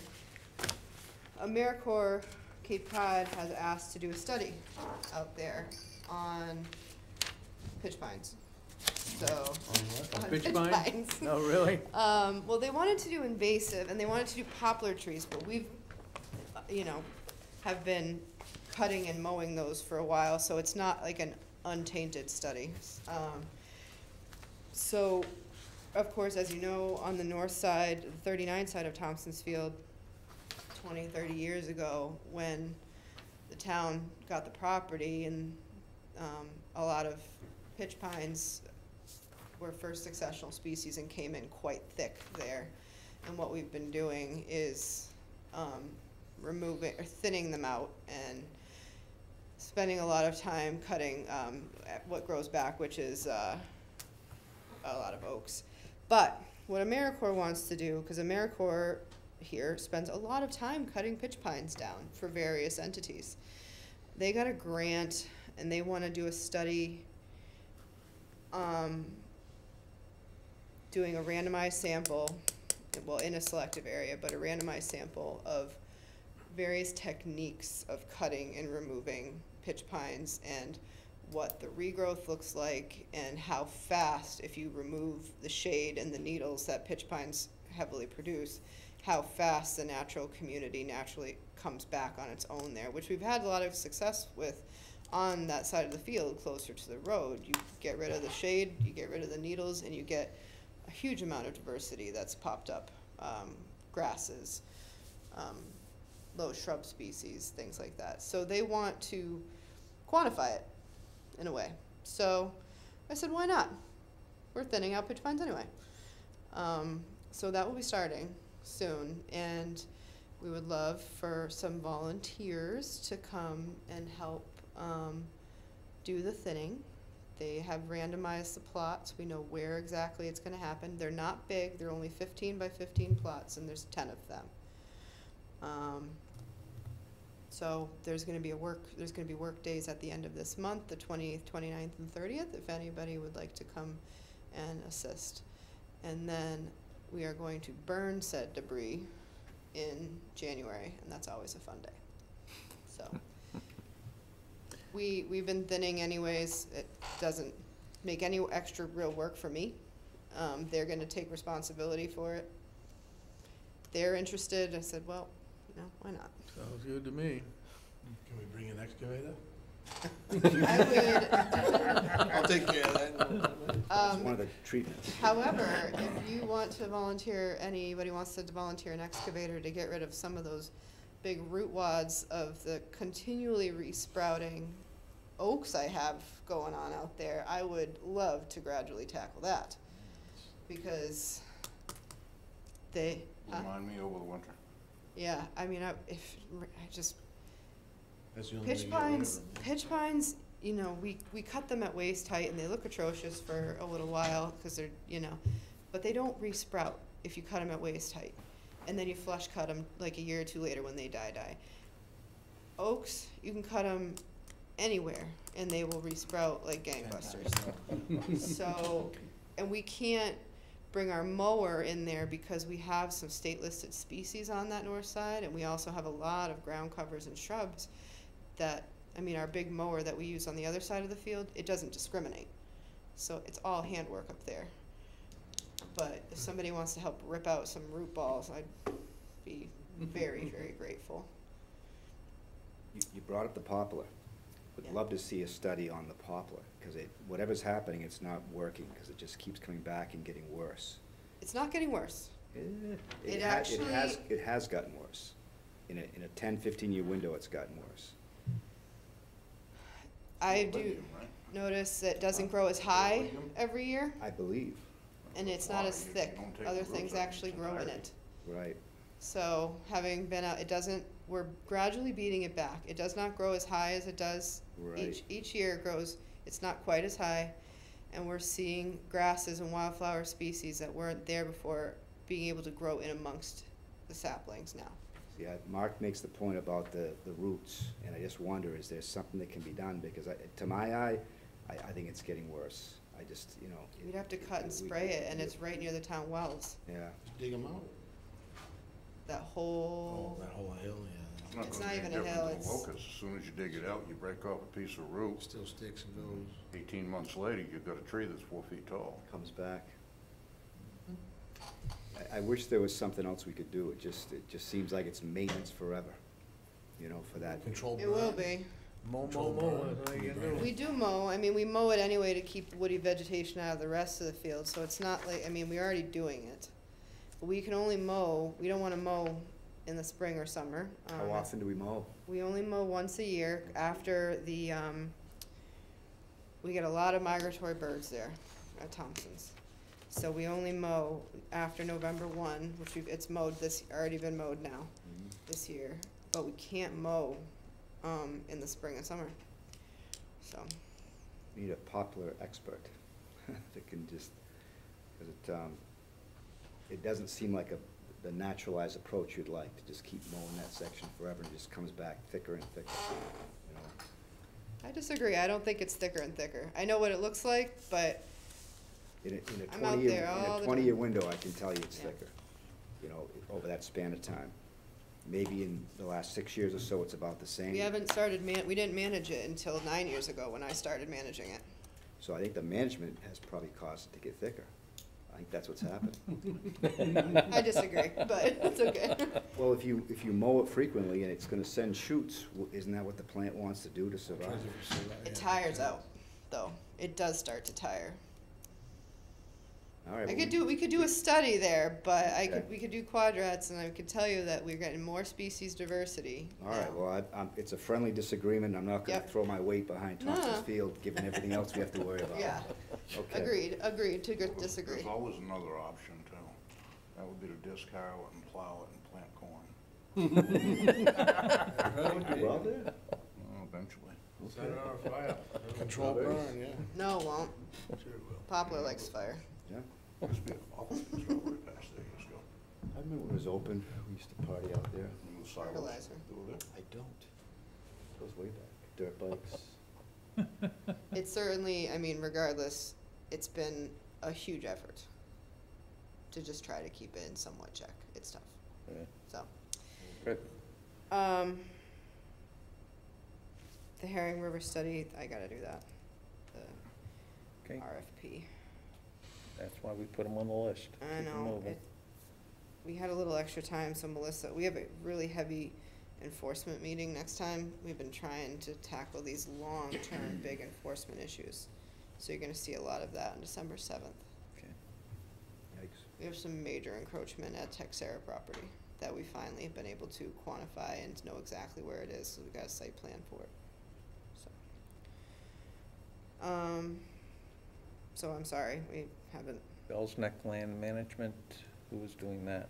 So it's me, and I have reviewed the plan that Amy put in the box, and I discovered I reviewed it 2 years ago, so I've already have my notes.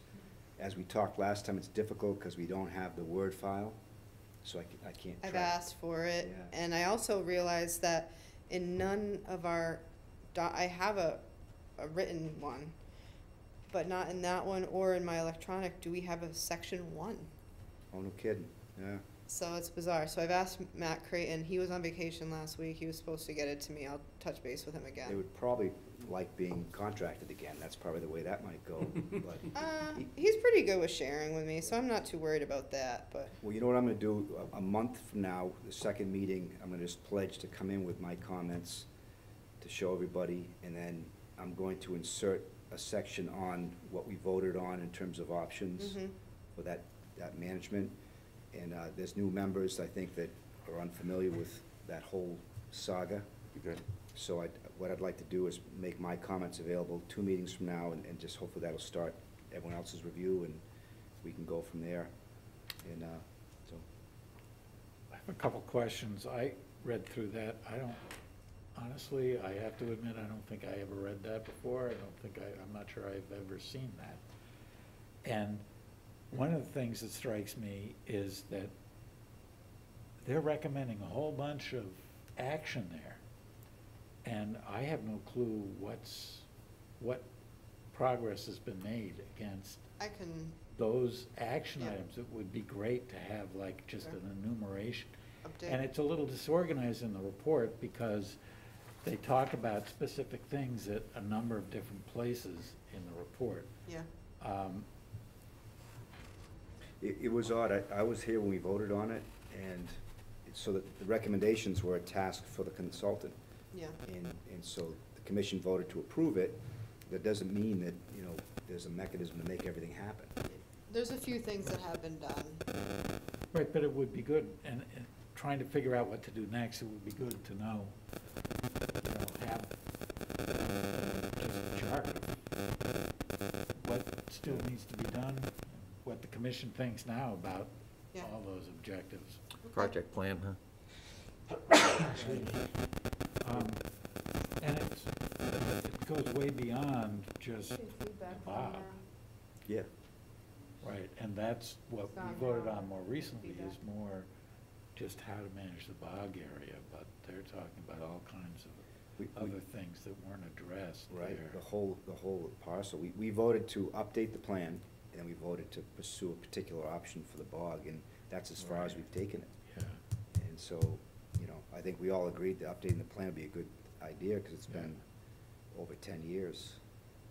So I think that we'll probably need maybe a special session or a chunk of a light meeting to really get into this, because Yeah, everyone I'm- here has ideas. Gonna pencil it in for December 21st, but Okay, we'll see how that goes. All right, I'll have Okay? my homework done by then. can I just ask one other question? What funds were used, whenever that was, 2012 or 2013, to pay for that study? Wetlands fees, maybe? No, yeah, I think it was wetlands fees. It came in pretty cheap. I want to say it was not that expensive back then. It would have to be more to ask for a consultant update, but it wasn't all that expensive. You can look it up. I'm pretty sure it was from our wetlands account, which is a portion of our filing fees go in. Uh-huh. And also now our in lieu fees go there. But I'm pretty sure it was that account. It was I was there when they were doing the report, but it was contracted just prior to me coming. Yeah. John So, Chatham, I think. Yep. I don't know why I want to say teens, you know, It wasn't much. yeah, 15,000. I think I think it was 10 to 15. And they did a whole year study because they had to do the flora and fauna, so they would do, you know, they'd go out and observe a day a week or something like that sometimes. So, it wasn't a lot of money. I don't know if that has to be repeated. I think it's more the management actions. Yeah, I don't think are it needs to be. important I think we need update. to prioritize differently. Yeah, or do potentially surveys. differently.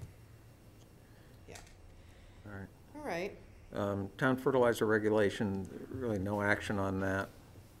John will be picking that up, I guess, going forward. Alternate member vote, let me ask, Alan, any word on the gate? I have no update. Okay. You Next think- week I'll have it. Next Okay, great. Alternate member voting, there's Jim, I think, right? Was that yours? No. No? No, think that so. was I us, think- so it has to Okay. be a charter change. Yeah. Have we So- sent that to the Charter Revision Commission? It has to go to Joe first, so I'll send that to Joe, this week. Okay. Good. Then we have minutes. There was only one set of Yep, minutes, May I 19th. believe.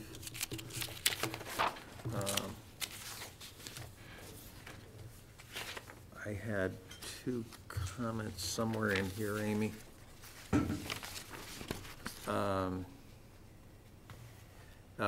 First one was under the Mill Point Road discussion. In Yep. the second paragraph near the bottom, oh Lord, do you have a copy of it there? I'll just give this to you, you can look at it. There was one word missing. Hoping to see here, she was hoping to see that the inherent impacts of the project could be further mitigated. So anyhow, and then on 4 Braddock, was there a vote not to levy a fine?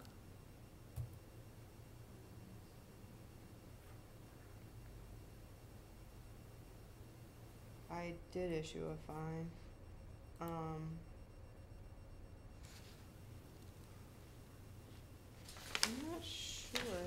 part of this? I don't remember.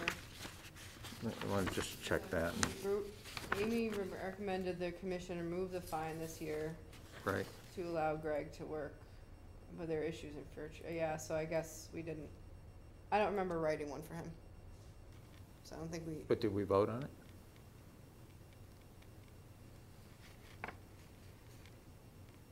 no.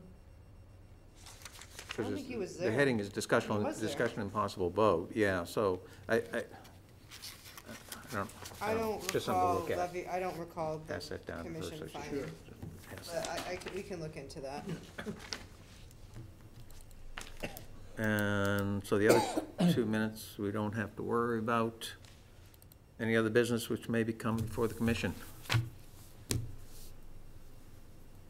So I think we're done. Any other issues anybody wants to bring up? No need to shuffle the leadership? It's gonna be the first item on the next agenda. Ah. Yep. Does that mean we can convince him to stay? Try. Should we vote on that, Brad? No. We'll make a motion. No, yes. So we can have a motion to adjourn? I'll move to adjourn. Second by Mark, all in favor? Aye. Good. Thank you, everybody.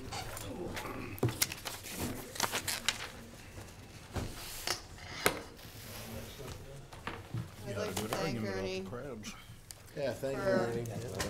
all your hard work A lot of misinformation. You're welcome, and it was a thankless pleasure. job, You know. and you've been a pleasure to work with, so.